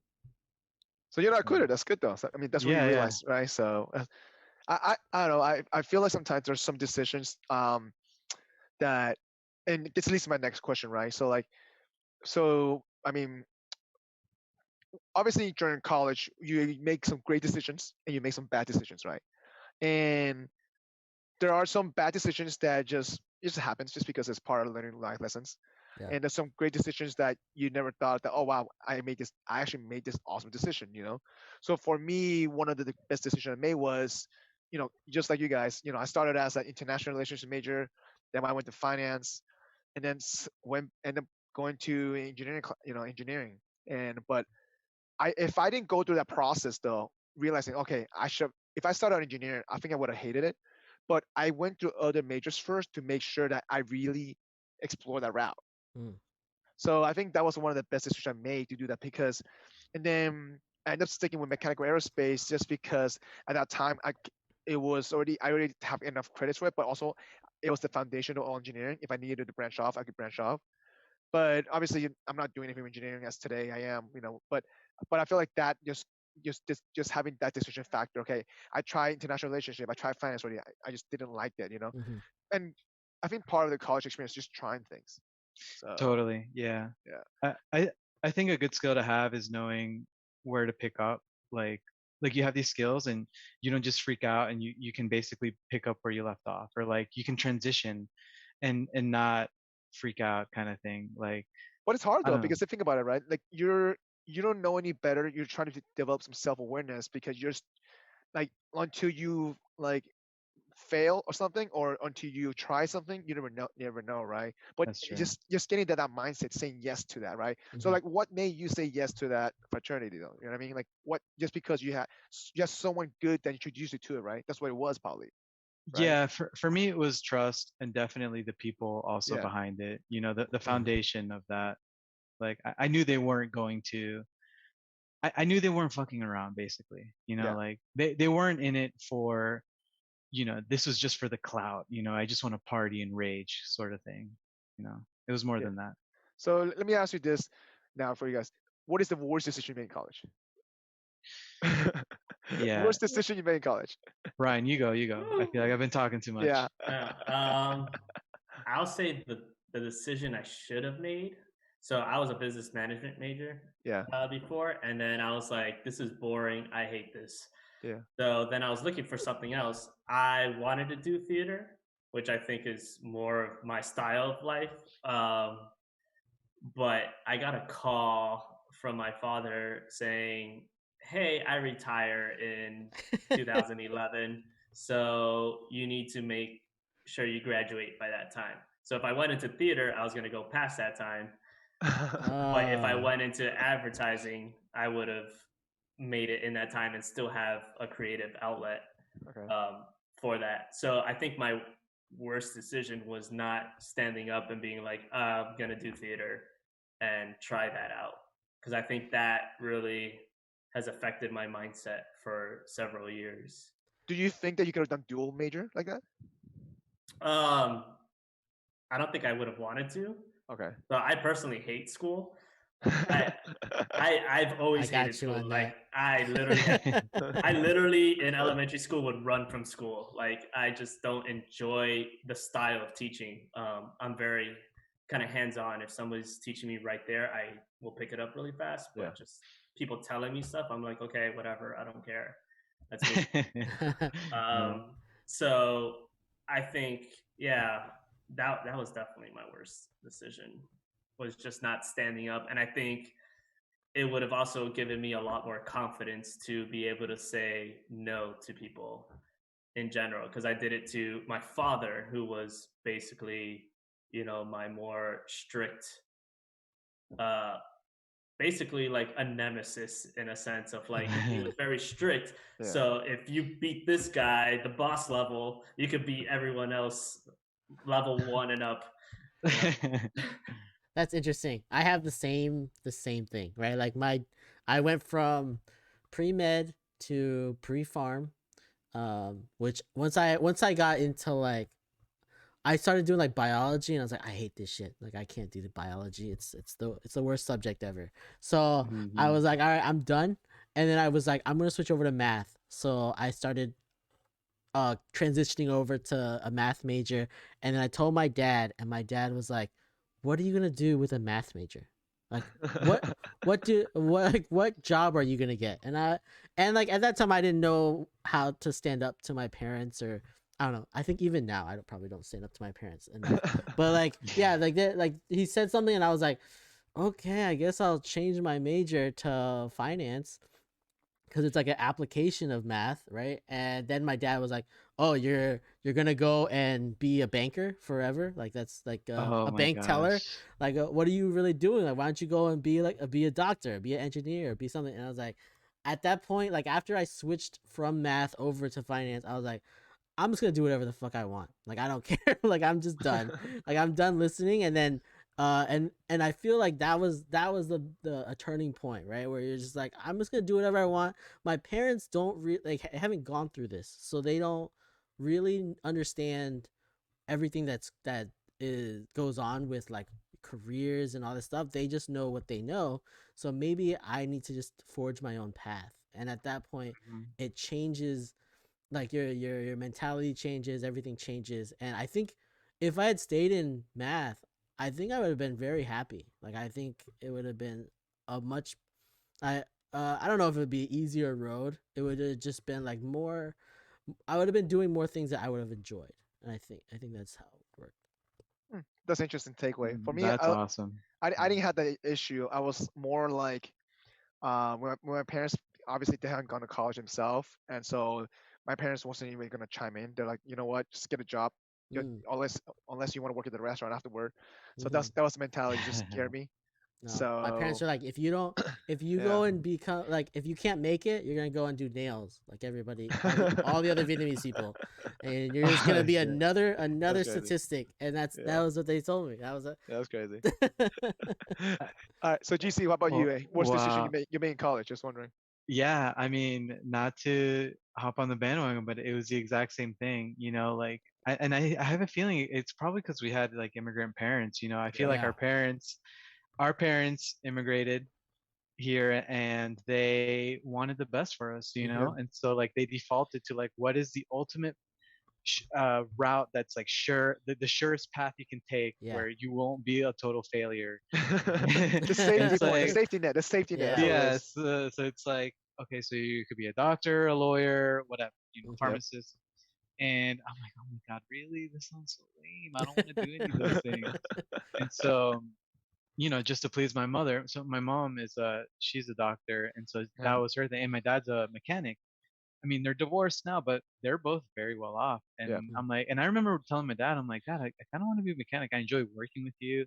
Like, I feel like you're happy. You have your own business, you do what you want, but it is very physical and, you have to find clients, things like that. And my Well, it takes a toll mom, on you mentally too. For, your own business, right? So Yeah, yeah. yeah. And even after school, I remember I did work with my dad for a bit. I'm like, nah, fuck this. This is way too no, it's just not the life So what you end up had majoring in? imagined. You never told us.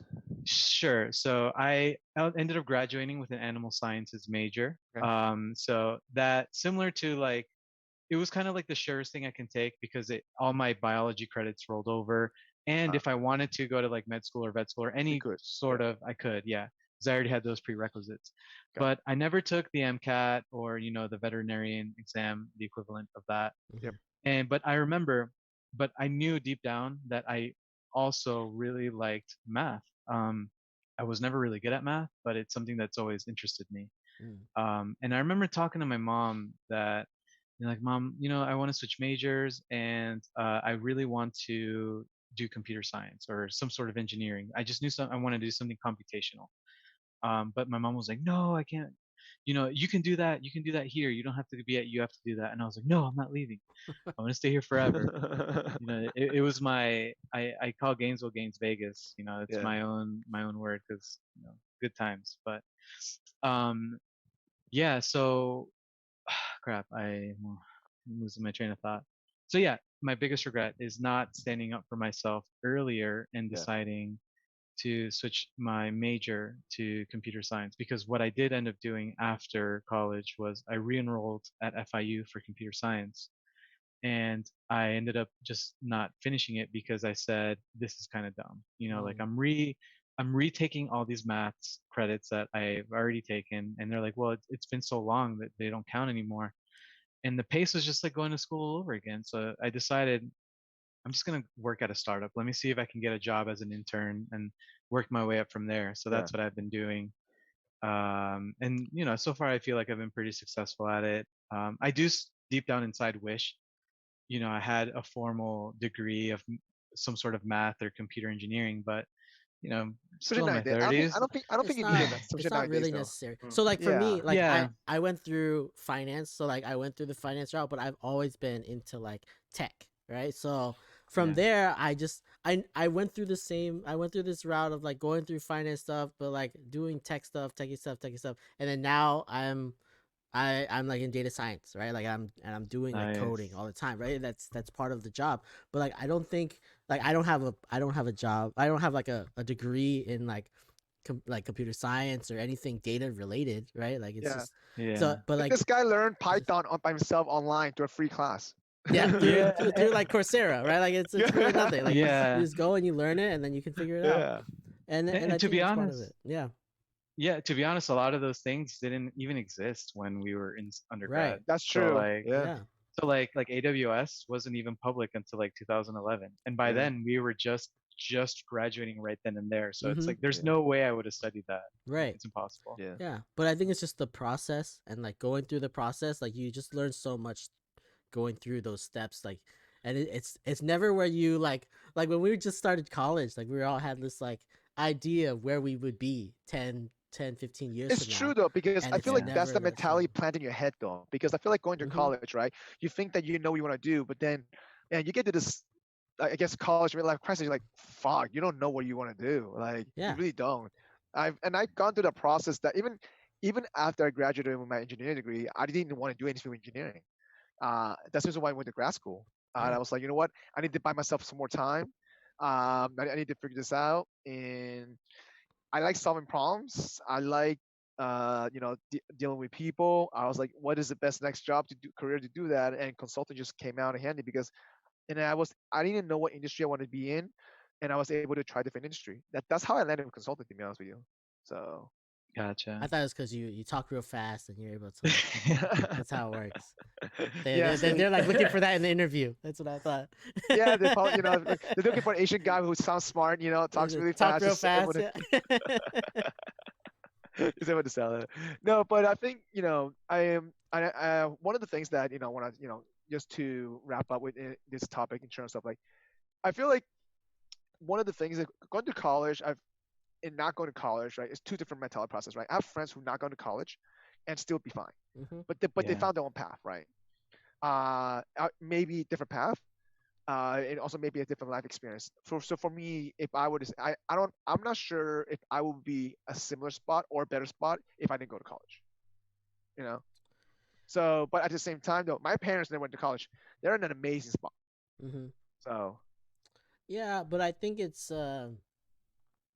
I think college gives you, like, someone who doesn't know what they want, Yeah. it gives them a head start, or like a platform, Exposure. right? Exposure. Exposure. That's It, true. Yeah. and like it and like just playing the percentages, right? Like the percentages of people who went to college versus who didn't, and how successful, like monetarily successful they are.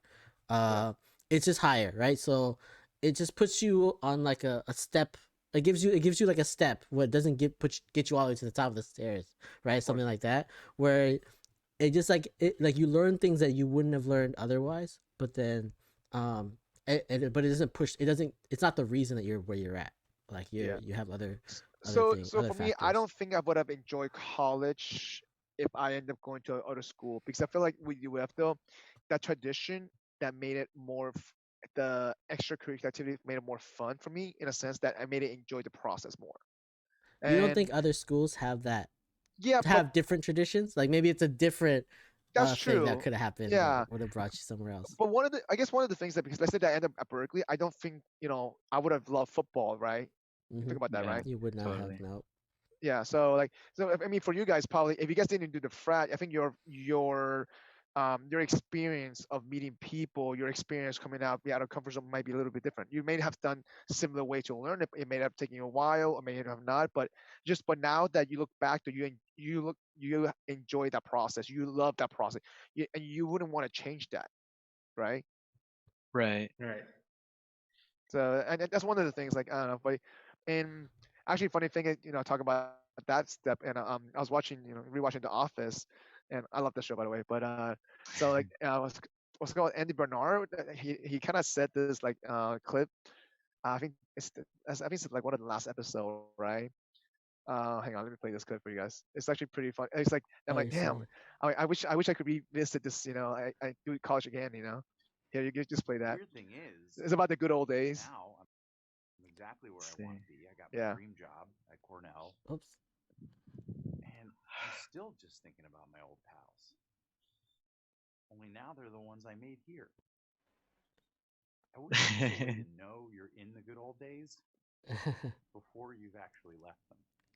Wow, Oh my that's a good gosh. quote.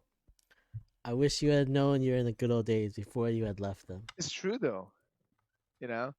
I mean, so that, for me, that quote kind of stuck in my mind. I'm like, wow, it's kind of true though. Like that, the aspect of that, because like, you don't realize, after you leave it, like, in a sense, So But do you think, like, in 10 years you're gonna look at this podcast and be like, this is the good old days? Right? Like, I feel like you should just like take every moment in as it is, and that's going to be the good old days eventually. Right. that's true. Yeah. But I think it's just part of it, just identifying things that you want to do. Like for me, I mean, obviously, Robert, you and I talked about this, right? Doing this podcast was something in my mind for like past 2 years, but what triggered it is like, you know what, I need to, just do it, Hmm. because no matter, I just couldn't find any excuses. Okay, I shouldn't be doing this, right? Right. And worst case scenario, guess what? No one watches us to listen to us. Best case scenario, we reconnect with friends. We share stories, and get people to, get our friends to tell their stories, their life experience. And there's stuff that I didn't know about Ryan or GC.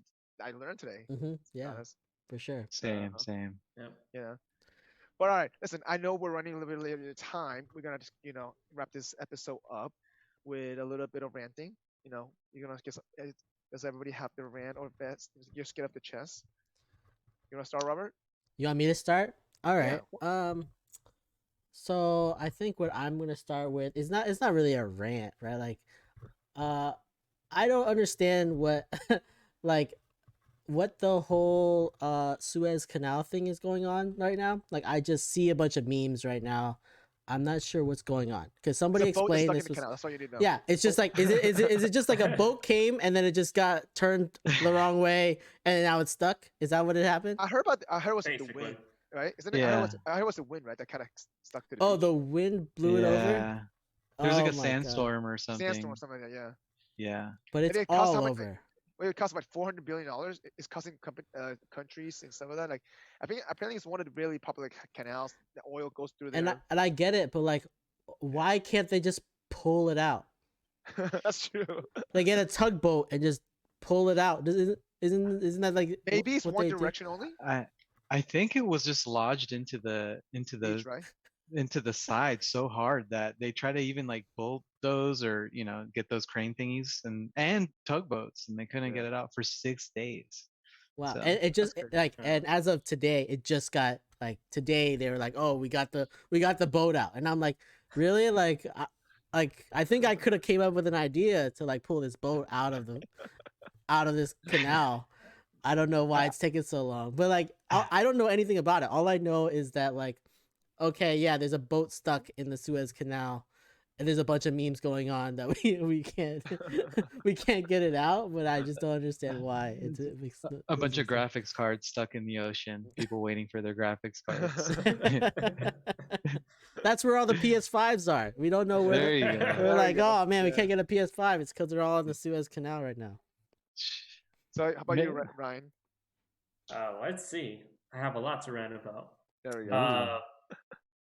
One, I want my air fryer. That's this girl needs to give me. She Wait, got this- drunk. She Okay. got drunk in kickball. She's my friend. We went out, and then I had to drive her to like 2 a.m. trying to find her food because she was hungry. And the Man, only what a reason I was dedication friend. there was because she was going to give me an air fryer, and I didn't take it at kickball. I took it. I was going to take it after the bar, but she was too drunk to drive. So then I drove her to McDonald's, slept in the car till like 5:30 a.m. And I was so pissed at her that I didn't even take the air fryer. I was just like, "You keep it. I just want to go home. Just drive home." So I want my air fryer. Wow. So she's giving you an air fryer for free because you drove her to get food, huh? No, she's just giving me an air fryer for free. I didn't have to go through all that trouble for an air fryer. I got stuck with all that trouble for an air fryer. Was it worth it? I don't think it's worth it at all. You can get an air fryer for like $30 on Amazon. Like it's. I know. I think I wasted more time. I was so tired the next day. I mean, thank God I had it off, but still. Nice.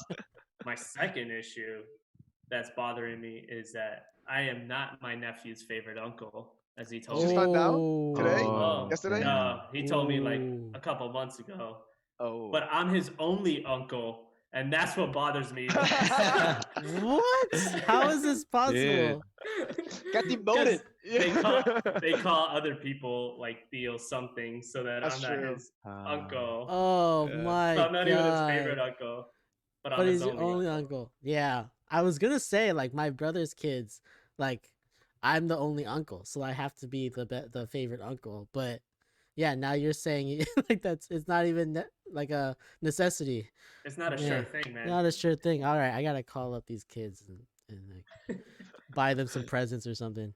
How about you, GC? Oh my What's your God. rant? Yeah, one thing I was talking to my wife about this is like, man, technology's got to slow down a little bit. All right, like, what I do for work. So I work a lot with technology, and right now it's like I've always got something new to learn. Like if I want to leave or if I want to do something else, Yep. there's always the next new hot thing. Yeah. And it's like, damn, bro, like, shit, like what I learned like 2 years ago is no longer the cool Useful. thing. It's no longer relevant. So it's like, damn, like, and the thing too is like, I can't compete with all the younger people. The younger people got time. Yeah. You got the energy and the That's time, true. yeah. They have the energy. They have something to prove. They probably don't work a full-time job, so it's like either they're students or something. So it's like, damn, I wish I could have got that head start like they did. But yeah, that's It's it, it's really. funny because like I'm sitting here, like I've been a PC guy for a long time, and then my new work, they use MacBooks for everything, and I just sit there complaining about how I hate my MacBook every single day. But then they're like, "Oh no, it's easy. This is what you do." And I'm like, "Oh my God!" Like we're getting to the point where like we're gonna be the boomers who need their I like some know. younger people to show Isn't us it how to do crazy? stuff. Yeah. Yeah, we're Yeah. getting there very quick. I feel that with all the TikTok and the Instagram influencers, like Jesus. I still don't understand Snapchat. Like I don't know what the point is. I don't stopped get using it.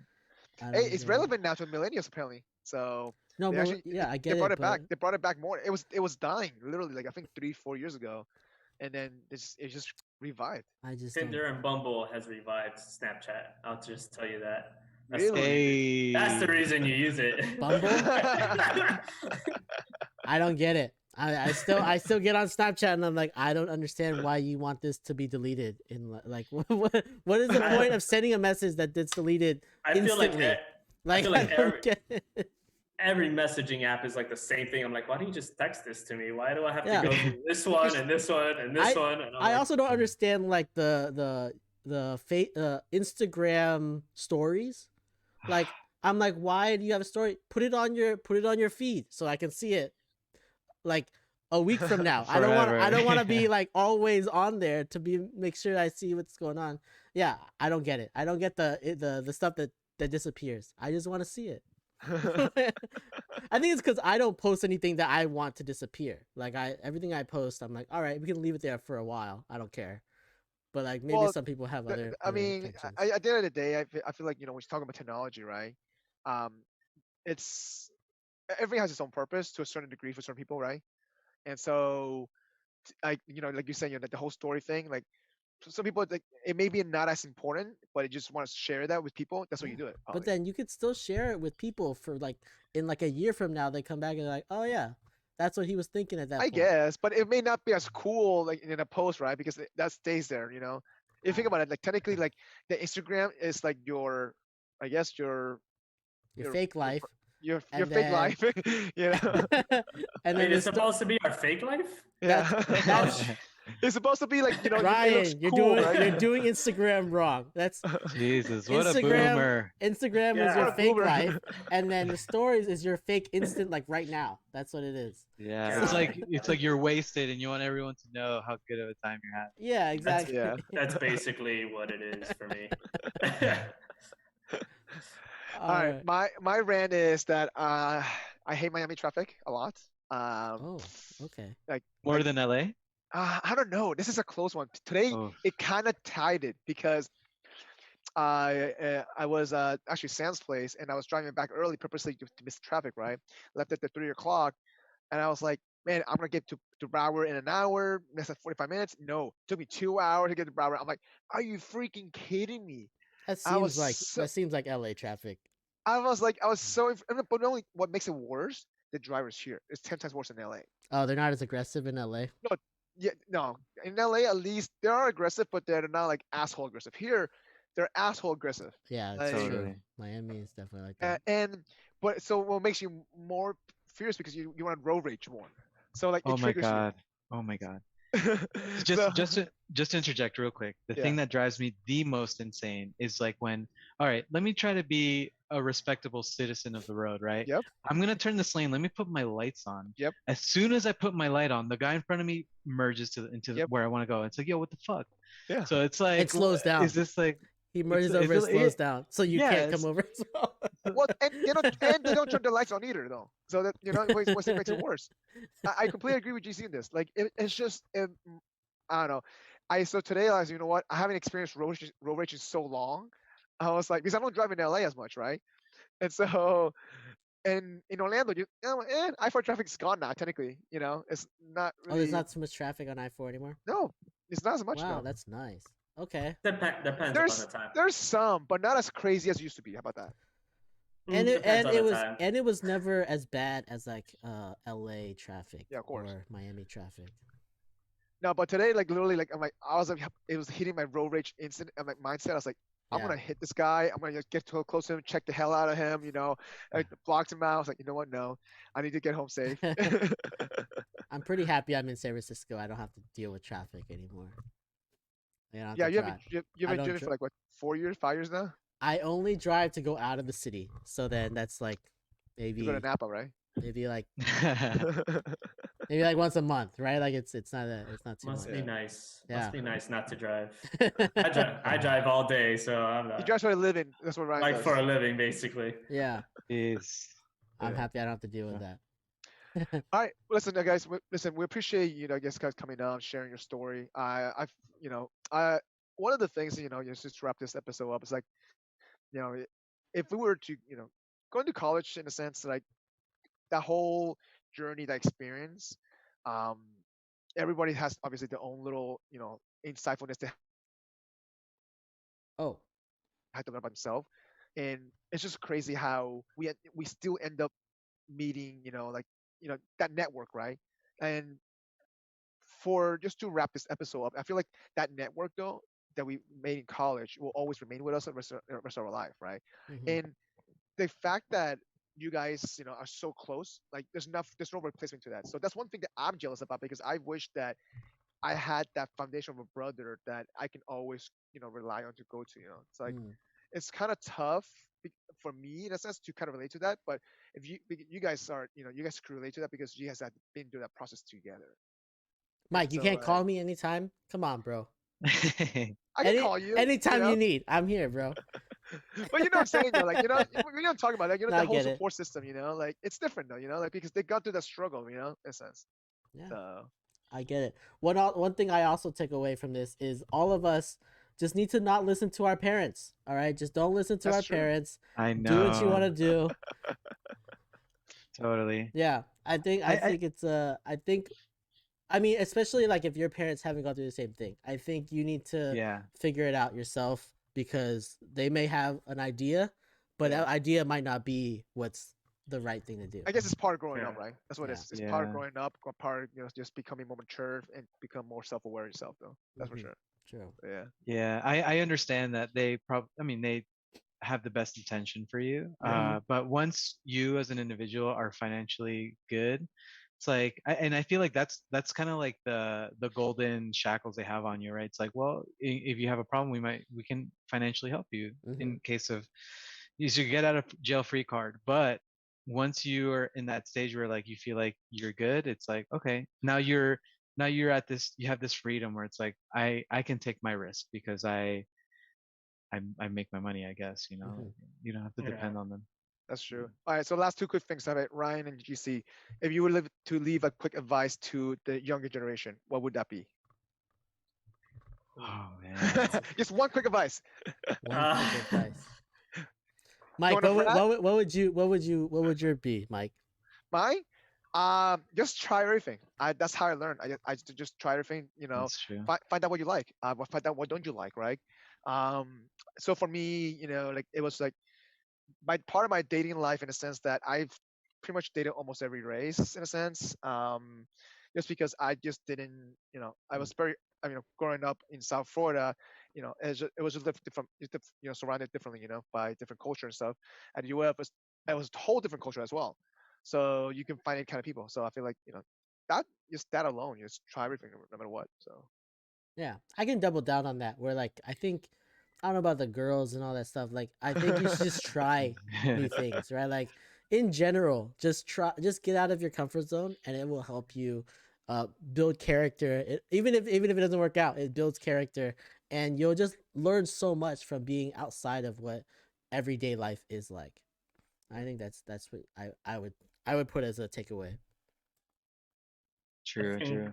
yeah, for me, something I'm actually working on as well now, even, just do something you fear, not just your comfort zone, but if you're definitely scared of it, do Hmm. it. Because the more you do it, the less scared you become of it, and the more you can accomplish from it. Mike, we yeah, gotta go swimming or something. That's yeah, that's true. I'm not Well, scared. I'm not scared of swimming. I'm scared of the water, so that might There we be it. go. That might be it. oh no. So there's this one thing Ryan did actually. I remember while we were still in undergrad, he actually performed at a talent show. You came out to Darude Sandstorm and did like a skating routine. Didn't you Uh, perform that same show? I don't remember. It might have been too. This is a weird coincidence because Where's the video? I want to see this video now. It Okay, wasn't the where same. is this video? It wasn't the same show, but you did it like the year before, and then I did it yeah, like the year after. Is there yeah, a but video, GC? Can you show us a video? There might be. I know there's definitely pictures on Facebook of when I did it and when Ryan did it, but Yeah. Ryan ended up in the Alligator. So, the Front Gainesville page. newspaper on Front the page. front page. Wow. Yeah. It was amazing. It blew my mind. I was like, yo, it's my boy Ryan. That's Yeah, the coolest thing ever. I actually did a magazine interview after that with somebody else.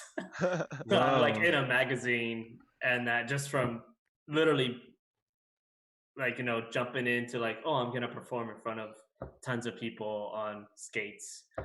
Wow, that's cool. Yeah, But- so but- like just jumping out and doing something different really. Was that a plan for you that you wanted to do that, or something you were just scared of being stage and you I was actually I got a lot of anxiety. Yep. So I was actually so anxious. I didn't go to rehearsal. I didn't ever. I just Get outta here. performed that day. He just winged it. I had nothing planned. I just knew I'm gonna do Wow. this move and this move at some point in time, and I just winged it. That's Nice. amazing. It was so good. It was so good. Oh my Alright. god. So GC, so what's your advice for the younger Shit. generation?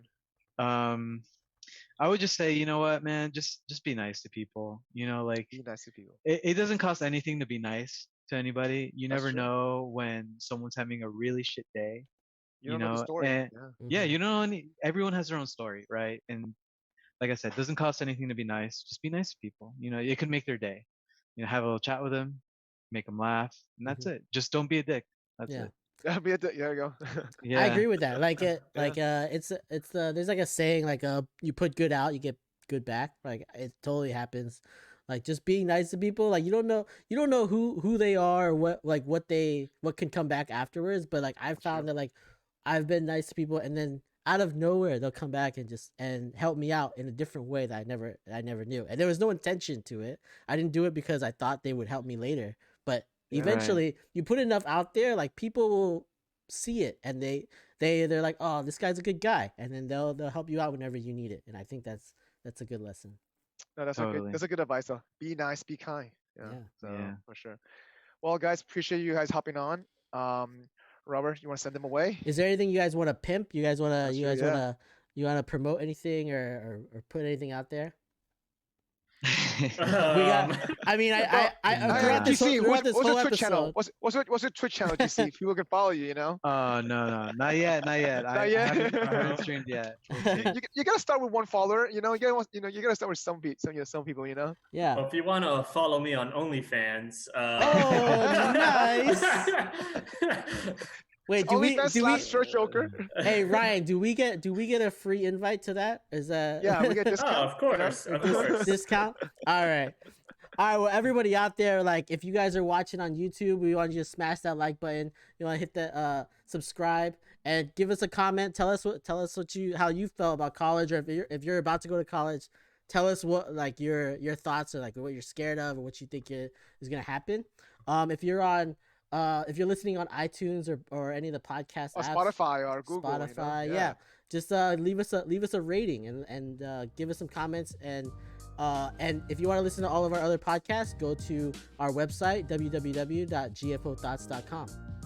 Yeah. Appreciate you guys having you on. Until next time, take it easy, guys. All right, peace. Yeah, thank you. Bye. Thanks for joining us for this episode of the Gluten-Free Organic Thoughts podcast. As always, we appreciate you. If you are watching us on YouTube, please don't forget to subscribe to our channel, like this episode, and leave us a comment. If you are listening to us, please leave us your honest review on your preferred podcast listening platform. And as always, you can find us on social media at Facebook, Instagram, and Twitter at GFOThoughts. Drop a comment and give us some feedback. We would love to hear from you. Until next time, see you then.